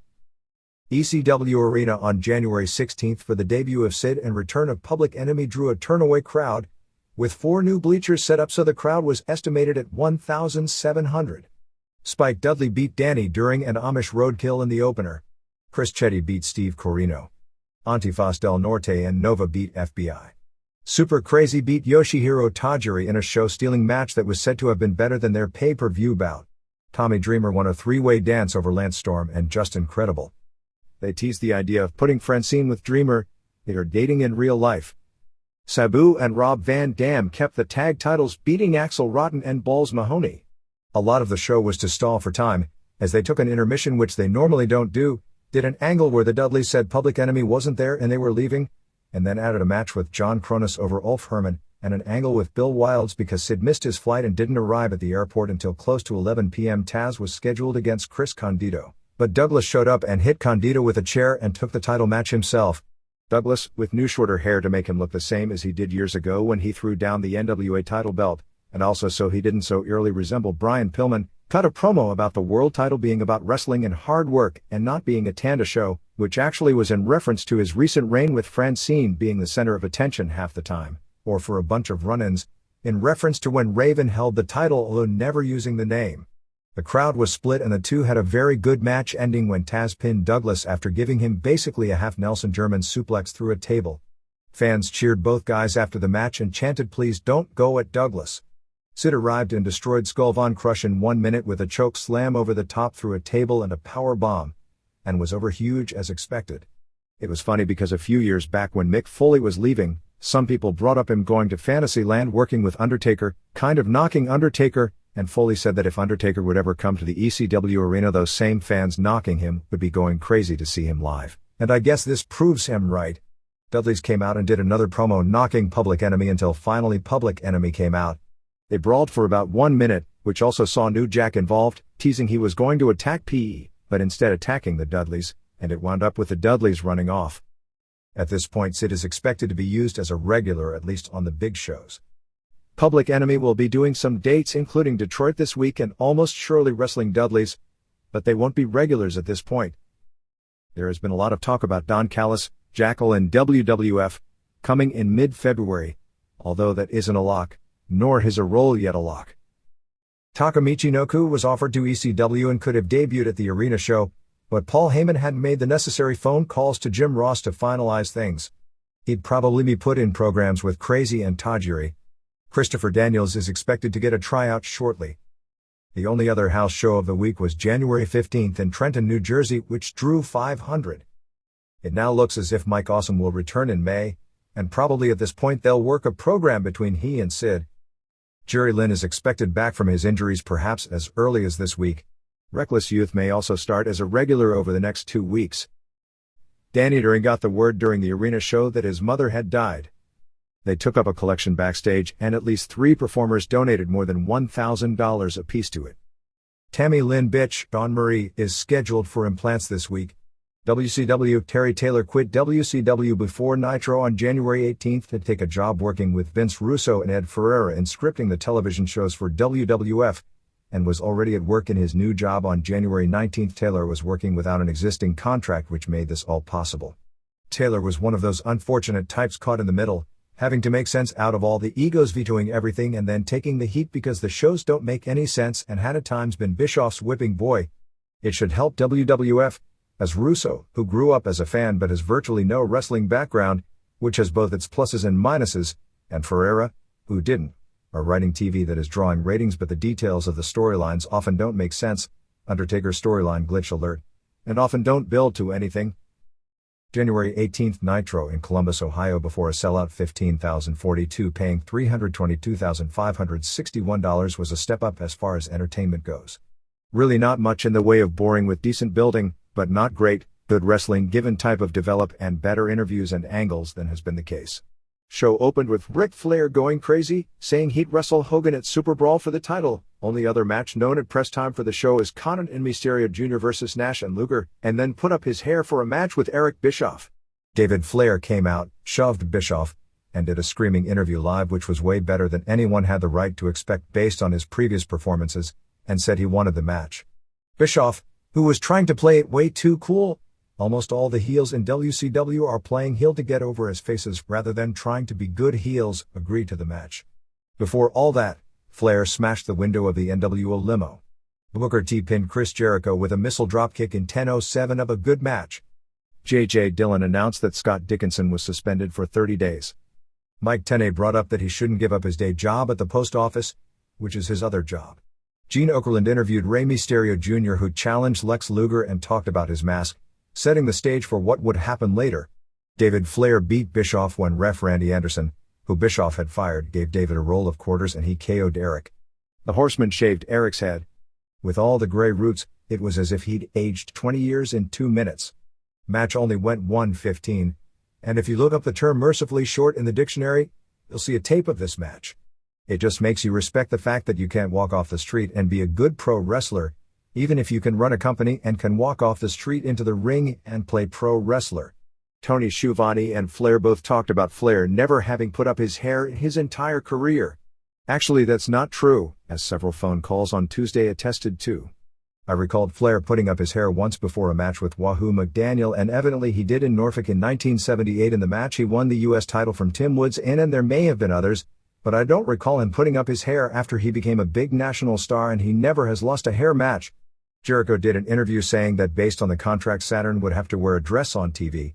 When they did the angle, Saturn was going to have to wear the dress for 90 days. But everyone forgot about that and acted surprised he'd still have to wear the dress on the show. Conan did a strong interview, although I still can't believe he gets away with that tossing salad and peeling potato stuff. The stories he told about his son dying and Nash getting him into the gym when he was out of shape were all true. Meng and Barbarian no contest Bobby Duncombe Jr. and Mike Enos in 6:59. Real bad. NWO came out and zapped everyone in this match was so bad, thank God for that. Disco Inferno pinned Wrath with a stunner after Wrath decked Scott Hall in 5:34. Wonder what Wrath did to deserve that one? Scott Steiner was sexually harassing the Nitro girls, mainly Kimberly. Actually, this was the funniest he's been. He then got in the ring with Bagwell and did another boring interview, but afterwards was funny harassing Kimberly again.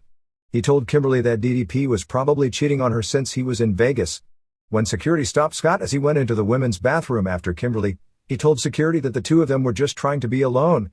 Steiner beat Saturn with a recliner in 5:34 with copious interference by Bagwell. Saturn in the dress, and at least he lost the vest.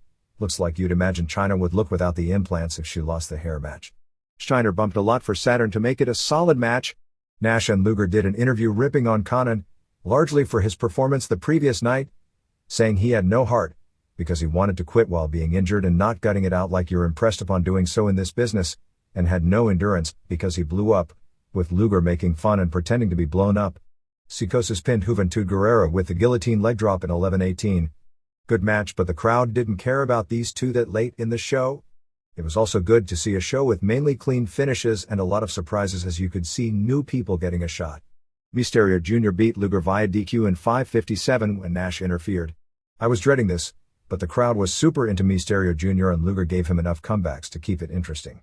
Nash and Luger even gave him one comeback against both of them before killing him dead. He would continue to make comebacks whenever they go after the mask. Finally Conan ran in and they left.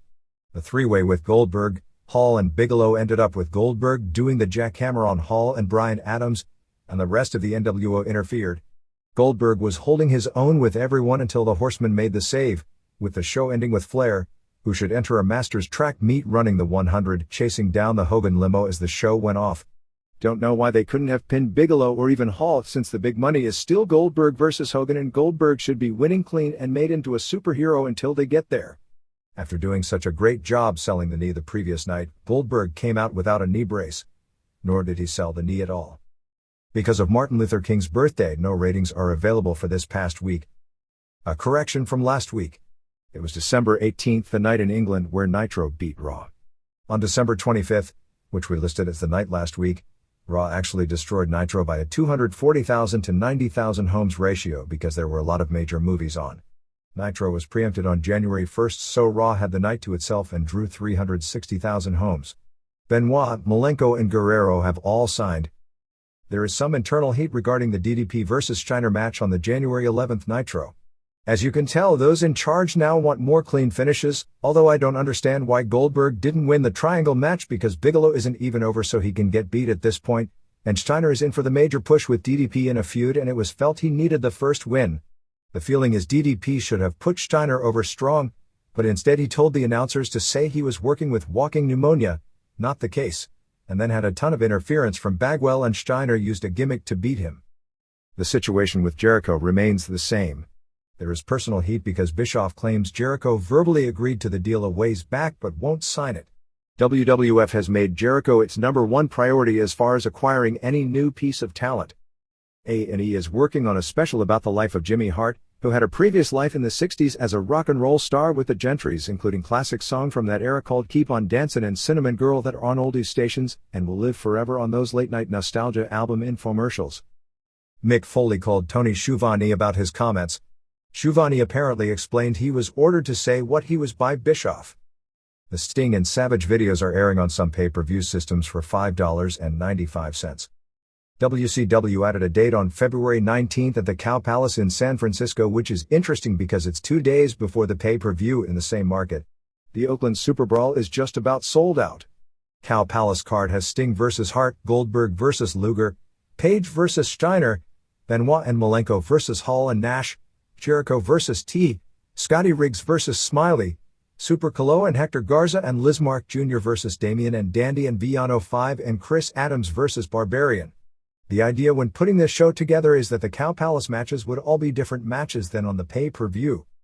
Nitro in Minneapolis on February 1st sold out the first few hours tickets were put on sale. Nitro on February 8th in Buffalo sold more than 10,000 tickets the first day they were put on sale. There are no long-term plans to keep David Flair around. He was brought in just to do the angle to set up Flair versus Hogan. He's planning to be a state trooper but hasn't closed his mind to the idea of being a wrestler, but won't become a wrestler without a lot more training than he's received thus far. He'd worked out his spots with Wyndham ahead of time, but never trained at all with Hennig before the match.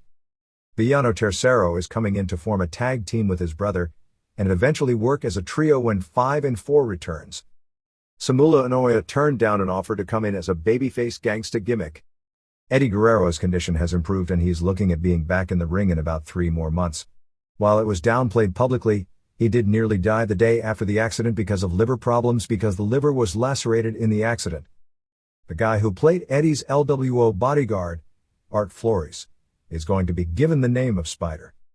Hogan is trying to get Ed Leslie back in the picture, likely in a face role, since that was his last role.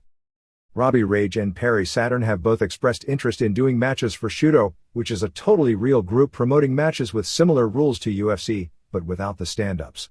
Bill Goldberg has also talked about wanting to do it, but recognizes with his position that WCW would never let him. Goldberg will also be on the sidelines at the Super Bowl with the Falcons.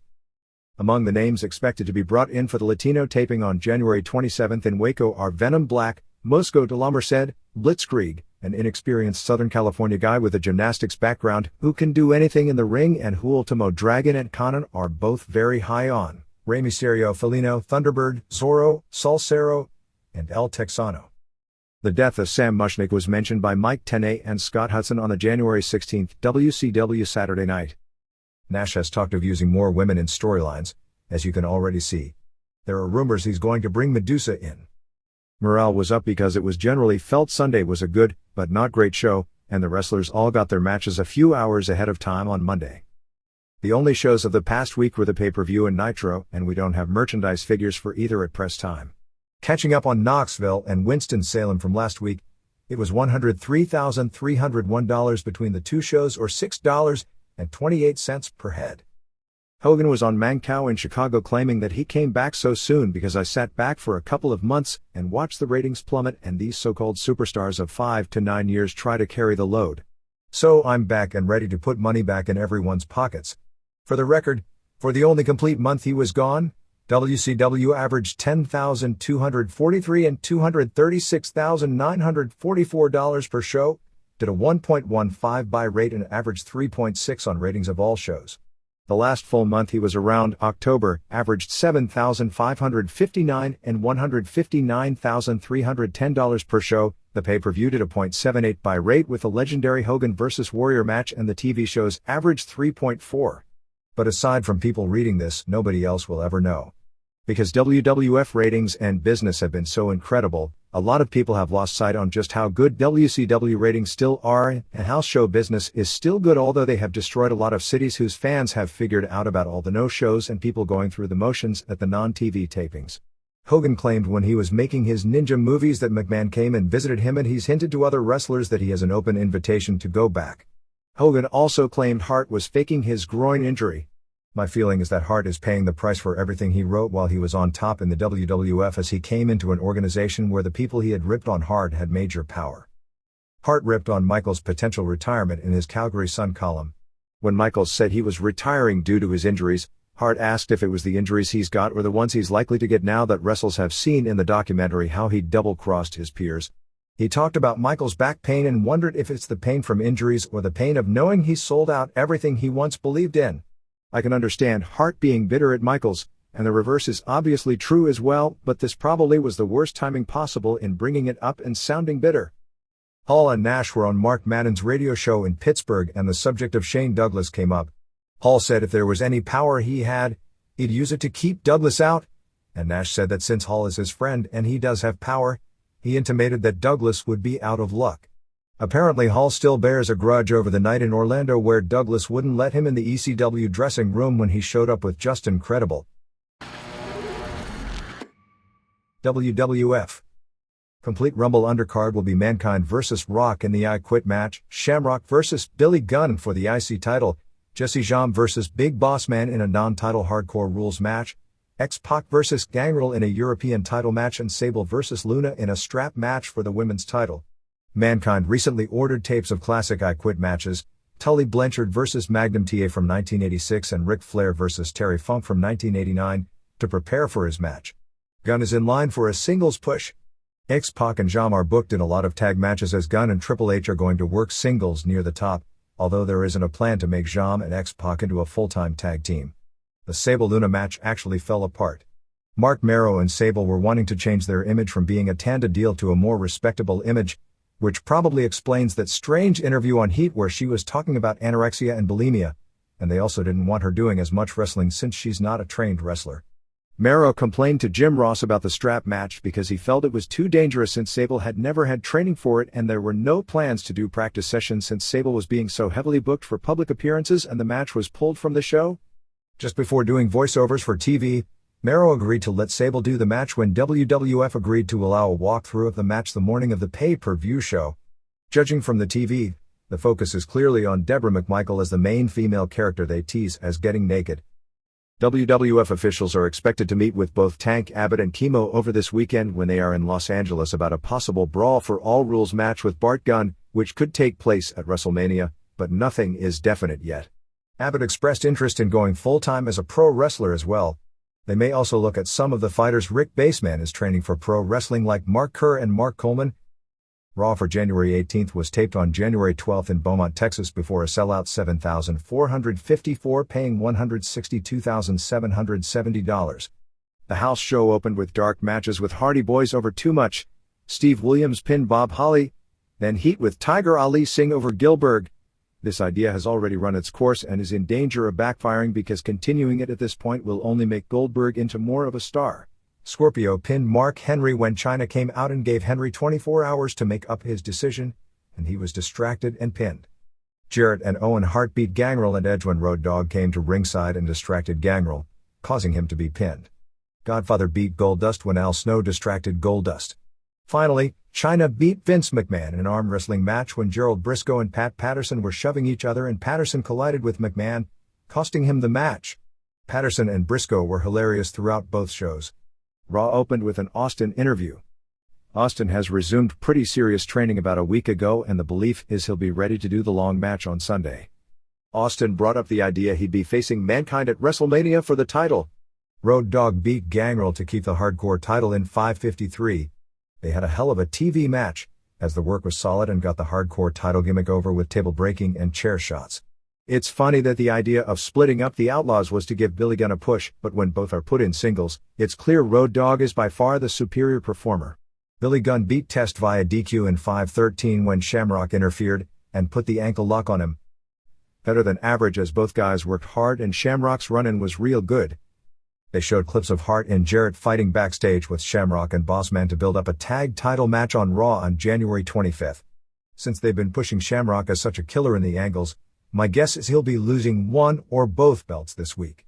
They showed Vincent in the ring training with Tom Pritchard with everyone taking bumps for him. My reaction to his wrestling was about the same as to seeing Bischoff trying to wrestle someone other than Ric Flair. Blackman beat Severn via DQ in 1:18 with Severn going wild after the match. Blackman tried but they aired a great Rock Mankind video to build up their match. Mankind beat Bossman via DQ in 5:16 when Rock ran in with a brutal chair shot to the head and a rock bottom on a chair. Match was good with Mankind taking a sick back suplex on the back of his head on a chair.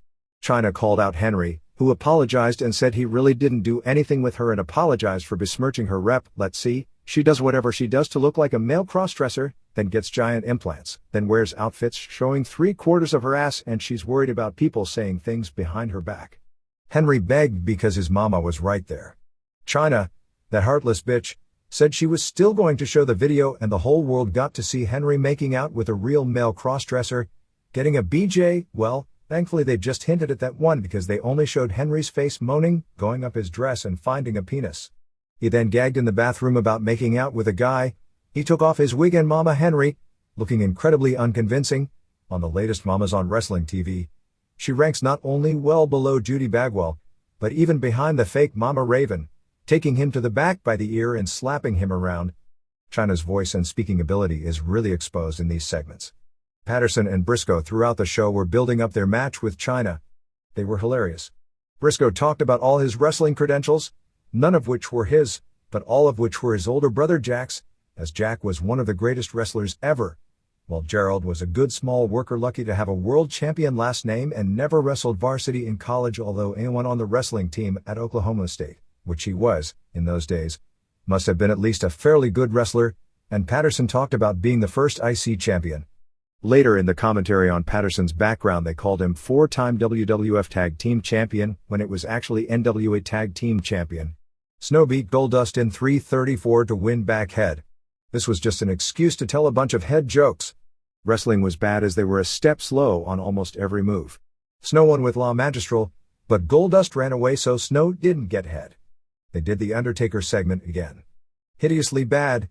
I've been given the impression there is a good chance this gimmick will be modified, because it's dying big time live as even with the fake sound and the like WWF uses on taped shows, you could hear the crowd booing the segment. They promised a human sacrifice at the Rumble and a surprise who it'll be.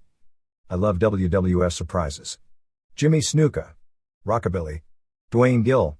The only human sacrifice in this angle is the career of Undertaker if this keeps going without any modification. Paul Bearer is back to his original look. China beat Patterson and Briscoe. It was really funny. It went a little too long. Patterson at one point gave China a low blow but she didn't sell because she's not a guy. Sable tried to run in when China was getting beaten on, but Luna started whipping her with a belt. Briscoe did the corporate elbow but Patterson broke up the pin. Patterson tried for a pin but Briscoe broke it up. Briscoe threw powder. Patterson and Briscoe then each grabbed China's breasts, over her sports bra top, which was digitized on television. Lawler made a joke about Patterson, who was smiling, not supposed to like that. Chyna made a quick recovery, and obviously this was a planned line as Michael Cole screamed how that wrestling with a fake southern drawl, doing the WWF mocking of the term, stuff doesn't work. One of those spots they do to get back at someone or something, so someone scripting got a bug up their ass about people bringing up the past in wrestling. Chyna DDT'd both guys and pinned them both. Rock vs. Kane was the main event. Rock kept calling Kane a giant retard.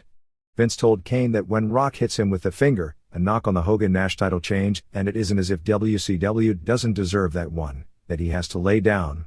Of course he didn't, and they wrestled for 4 minutes before the rest of Team Corporate jumped Kane and Mankind made the save, ending with Austin showing up at the finish.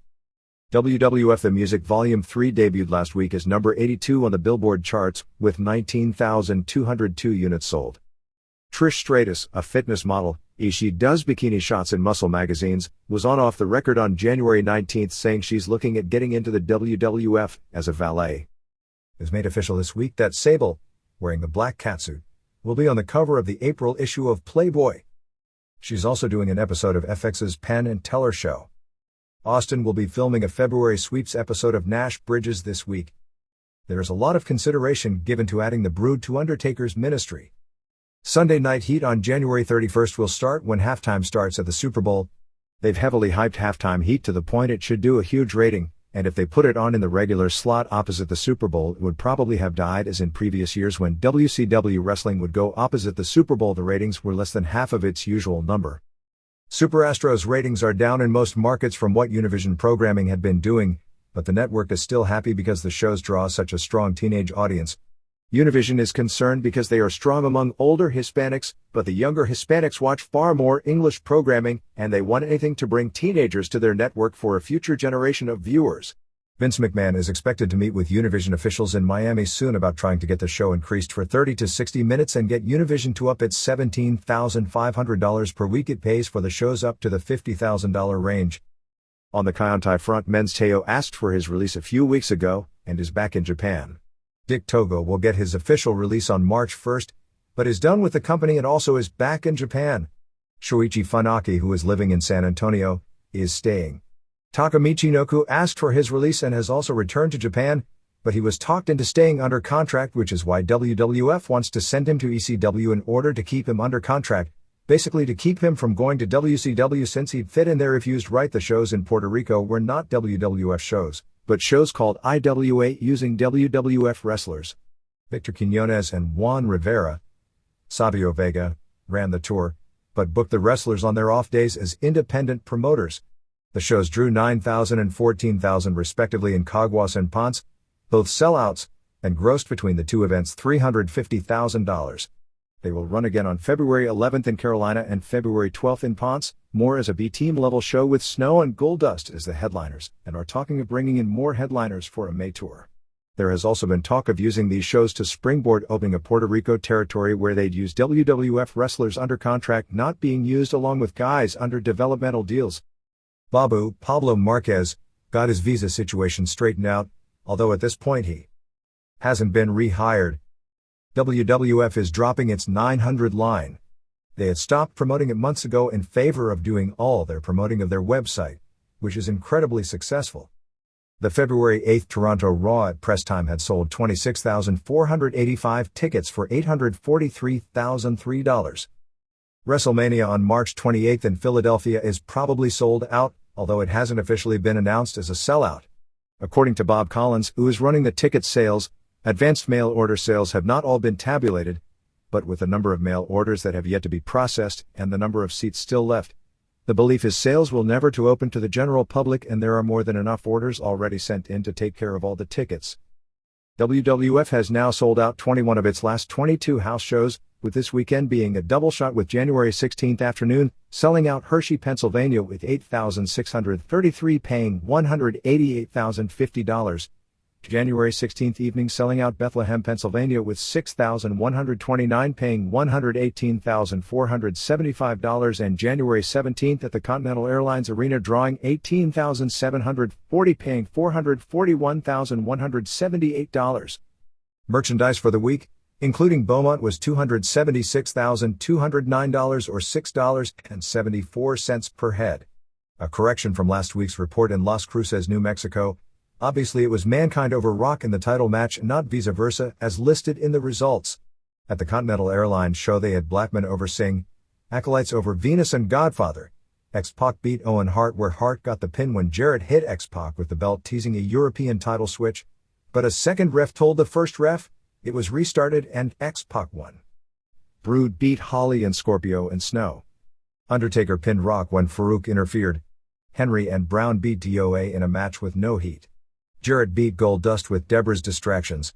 Bossman and Test beat Triple H and Road Dogg when Bossman pinned Dogg after hitting him with the nightstick. Main event saw Mankind beat Kane for the title using a low blow with a chair and a double-arm DDT. It's touch and go whether or not Jim Ross will be back at the mic at Royal Rumble. It's probably a decision that won't be made until the day of the show, depending upon how much his condition has improved. There was a newspaper article in Memphis this past week talking about Lawler considering running for mayor. The other candidates were taking him quite seriously, because while he's not as cool as Ventura came across, he's a much better talker and everyone in the city knows who he is. The election is October 7th. Giant underwent liposuction on his stomach this past week. Next WWF camp starts February 1st with Steve Williams, Luke Poirier, Barry Buchanan. Poirier and Buchanan are still under contract as the former Truth Commission, Carl Whalett, Pierre, Kurt Angle, Len Kulka, Steve Bradley, and Tom Howard. The Undertaker segment on the January 11th Raw was completely edited off British TV, so Raw was only 1:45 that week. In Canada, they cut from the point they did the blood pen trick on his wrist and didn't show the rest of the skit. The gimmick is you have a pen shaped like a knife that squirts heavy red ink that looks like blood, which is how they did the deal with Dennis Knight's chest. USA Network is interested in doing a Jesse Ventura movie. On the home video market, WWF has the top 8 best-selling titles in the sports listings. The Gallagher Show on TSN is having wrestlers as regular guests. Test was on January 12th, Edge on January 19th, Rock on February 1st, and February 8th will be Chyna, Sable, and Deborah. There were several more articles in the Winnipeg newspapers this week regarding the Winnipeg School Division pushing to have Raw and other wrestling shows moved to later time slots. A phone poll on the subject saw of 1,224 respondents, unusually high for Sun phone polls. 80% felt that pro wrestling shouldn't be yanked off prime time. The readers' pages. Wrestling War. I'm appalled at WCW claiming to be better because they were on live and giving away the WWF's pre-taped result when they totally rehashed last year's NWO angle and featured 35.4 seconds of wrestling. I watched the Rocky Maivia vs. Mankind pre-taped match and was impressed and completely entertained. I watched the WCW Drek in my TV window while the WWF match was going on and could predict the outcome without any sound and the picture being minuscule. So who was better? I hope WCW loses even more in the ratings war and returns to their old, former non-glory. At least those days were bad without even trying. Bill Chrisman. San Jose, California. I know it's a competitive business, but I get royally pissed off when WCW gives away the results of WWF matches. What is the sense? If you're a WCW fan, they already have you. If you like other groups, all it does is tick you off and ruin your experience of being a wrestling fan. Both groups need to grow up. Tout your strengths and stop belittling the other side. By doing it the way you are, all you do is belittle your own fans. John Bamberger. Foster City, California. I find it very interesting that WCW has taken, and rightly so, a great deal of criticism for using Scott Hall's real-life problems as the basis for an angle. Yet when they do something similar with Scott Levy, making references to his rehab stays and counseling, I haven't heard one word of protest from anyone. I guess maybe Scott Levy isn't as important or a big enough star for anyone to care. I saw something earlier this week when a WWF fan was complaining about all the storylines and angles he felt WCW had stolen or copied from the WWF. He mentioned, in particular, the proposed Saturn vs. Jericho loser must wear a dress match as a copy of the Brian Pillman angle. This is the kind of criticism that shows a certain lack of knowledge of wrestling history. Another funny aspect of these comments were the night they were made was the night the WWF debuted Gilbert. I saw Wrestling with Shadows and found it a very interesting movie. After viewing the movie, I don't feel nearly as bad for Stu Hart losing his home as one should feel about someone losing their longtime family home. It's more than 1 year later. Some people have gone from saying Vince only did what he had to do to them now saying how great it is that he has a sense of humor about the whole incident. They were wrong last year and they are wrong now. It's only wrestling argument, and that the only thing that happened when Vince cost Brett a phony championship belt misses the entire point. The point is integrity, honesty, trust, and respect. While I understand wrestling is lacking in these qualities, it shouldn't be.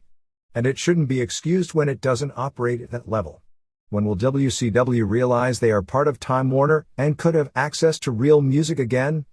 Then again, if they did, what excuse would they have for keeping Jimmy Hart? What advice do you have for someone whose friends call them a snob because they prefer All Japan and All Japan women to American wrestling? Is it just me, or did Liz really stink up the joint on the January 4th Nitro?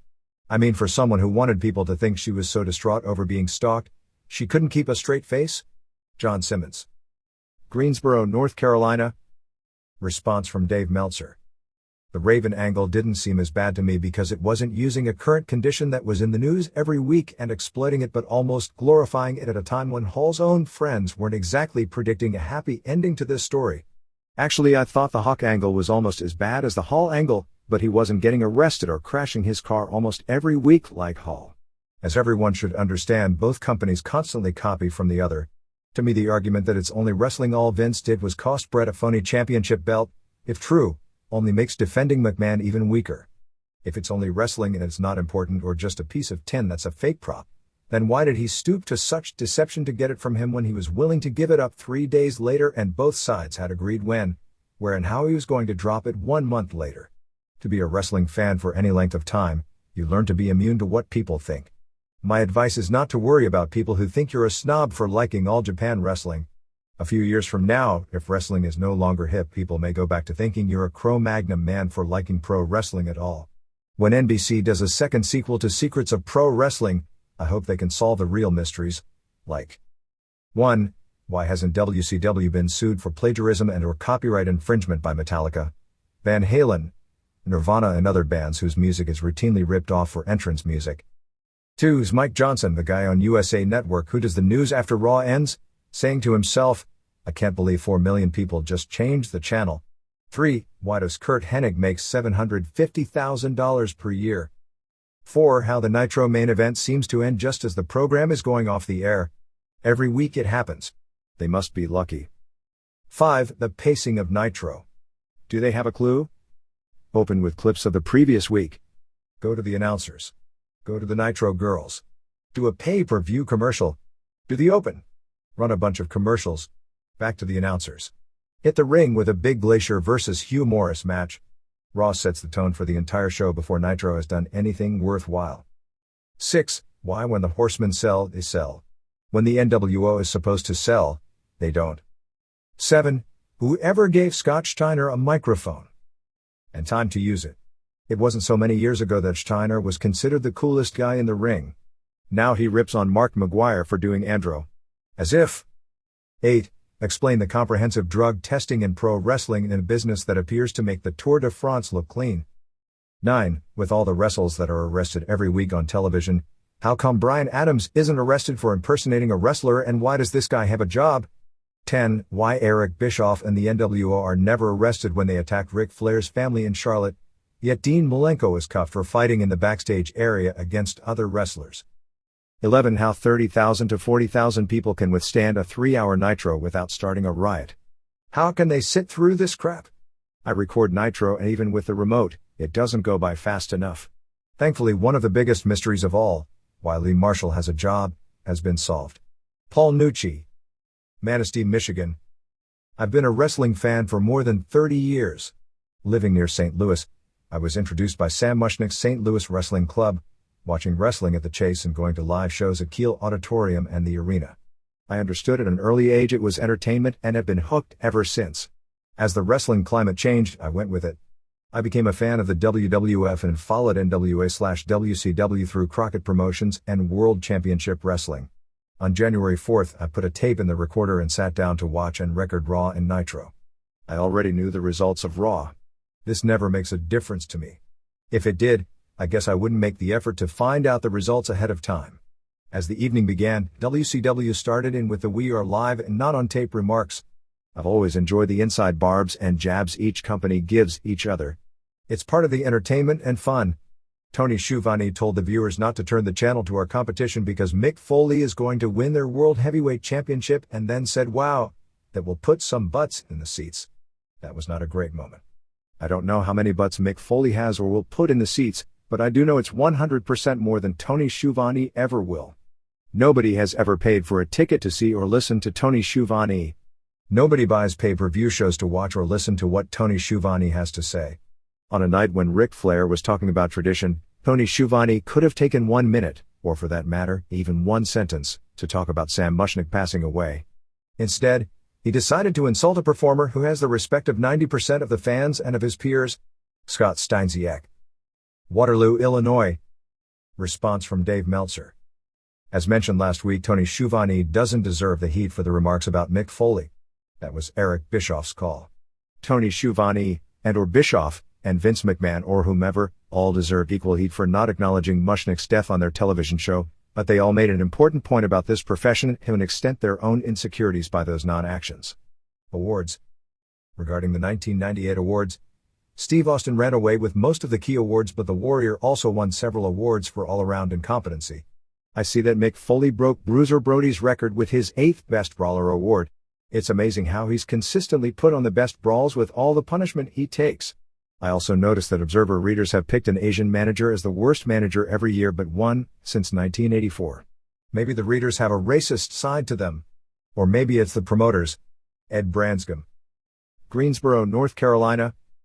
I'm very disappointed that Steve Austin won Best Interview. He never says anything interesting and he trips over his words. Mick Foley's interviews were both interesting and funny. They logically explained all the changes his character went through, which becomes even more important when everybody is always turning for no reason. I thought Ric Flair might have won, because his interviews were so memorable. But I never thought people would mindlessly give it to Austin again. He may have deserved his other awards, but not this one. John Duffy. High Bridge, New Jersey. Muchnick. As far as Sam Muchnick goes, I'm kind of young to properly comment. I knew he and Paul Boesch were considered two of the greatest and most honorable promoters of all time. Just like every young wrestler should study Ric Flair tapes, the same goes for promoters studying the careers of Muchnick and Boesch and how they handled their business. I realize to most people the bottom line is money. That's fine. But when all is said and done and when you retire and have to look in the mirror every day, you should be able to look at yourself without guilt. Can any of today's promoters do that? I'm not saying every one of them are crooks, but there should be more morals instilled in this business. Used car salesmen are more honorable. Sports Illustrated recently asked what the best year in sports was. I'm proposing the same question to wrestling fans. I'm guessing 1989. WWF had Hogan vs. Savage and Andre, which was good business. NWA had Flair, Funk and Steamboat on top. Portland had Roddy Piper returning to feud with a grappler and Nor, plus Scotty the Body was hilarious for his time. And who can forget those Jushin Liger vs. Naoki Sano IWGP Junior title matches? For me, 1989 was my favorite year. How about you? Vince Carolyn. Stoughton, Massachusetts. Response from Dave Meltzer. I think 1996 was my favorite year as far as the product itself, but without question the past 2 years have been the most interesting to cover. The Monday Night Wars had just started heating, but they were fighting to build a better product and not trying to beat each other with shock value. Many companies in Japan were on fire presenting all different styles of wrestling. At that point I felt that the wrestling industry offered a product for almost any type of wrestling fan, whether they wanted something that looked real, that was pro wrestling but not insulting, whether it was angle-laden soap opera that there was at least some care in making some sense out of, whether it was simply matches with high-quality work or violence-oriented wrestling. You didn't have to like it all, but there was something there for almost every taste. 1989 was real fun watching WCW and New Japan, but I think most companies peaked in 1996 as far as presenting a good product. Since then WWF has improved, but I can't see any other major companies that have, although WCW and ECW have increased their business because wrestling is in. Wrestler of the Decade. I have some questions regarding the Wrestler of the Decade. I know this is purely subjective, but in my opinion Mitsuharu Misawa and Bret Hart are the top two candidates. Since Japan runs only house shows while the US revolves around pay-per-view and Monday night, I was wondering what the main criteria should be for the award, big show performance, or everyday performance? In regard to Hart, how would he be classified when it comes to everyday performance? I've heard mixed things about his working hard on untelevised events. How often did he have 4-star matches on regular house shows, and where would he rank against Misawa as an everyday great worker? Also, did Bret Hart ever wrestle Brian Pillman? Scott Goals. Detroit, Michigan. Response from Dave Meltzer. I don't recall seeing Hart have 4-star matches on regular house shows, and I know Misawa often did up until recent years. Based on what I've seen, I'd rate Misawa ahead of Hart as far as everyday working ability, although maybe not in recent years because Misawa due to injuries saves himself for the big event. Hart did as well, but not as much as Misawa over the past few years. Neither as far as everyday performance can touch Ric Flair in the 80s, although for big show performance it would be a lot closer. I suppose you can make the argument that Misawa and Hart's big show matches were usually different, while Flair's were all very similar, but I remember watching all those Flair matches and the fact they were similar didn't seem to matter as the intensity of the crowd was there. If I had to pick a wrestler of the decade, I'd pick Misawa, with Hart, Liger, Michaels, Vader, Hashimoto, Kawada, Kobashi, Flair, Austin and Takada also strong candidates. I don't believe Hart never wrestled Pillman. Flair. I'm a tad surprised there wasn't more outrage at WCW and Ric Flair for taking a page out of the Fritz von Erich playbook. I guess the difference in eras has a lot to do with it. Maybe nobody even took the Flair thing seriously.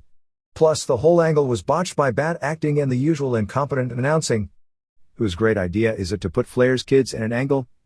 At least Shane McMahon is an adult who has been around wrestling all his life. Flair's kids aren't ready. Can you tell me the ages of Rena Mero, Jacqueline, Terry Runnels and Deborah McMichael? I'm guessing Rena is the oldest. Andy Thurston. Waltham, Massachusetts. Response from Dave Meltzer. According to birthdays we have, which aren't always accurate, Rena Mero is 31, Terry Runnels is 32 and Deborah McMichael would be around 36. I don't know Jacqueline's age. Mick Foley. Mankind didn't win the WWF title in Worcester. Neither did Cactus Jack or Dude Love. Mick Foley won the WWF title.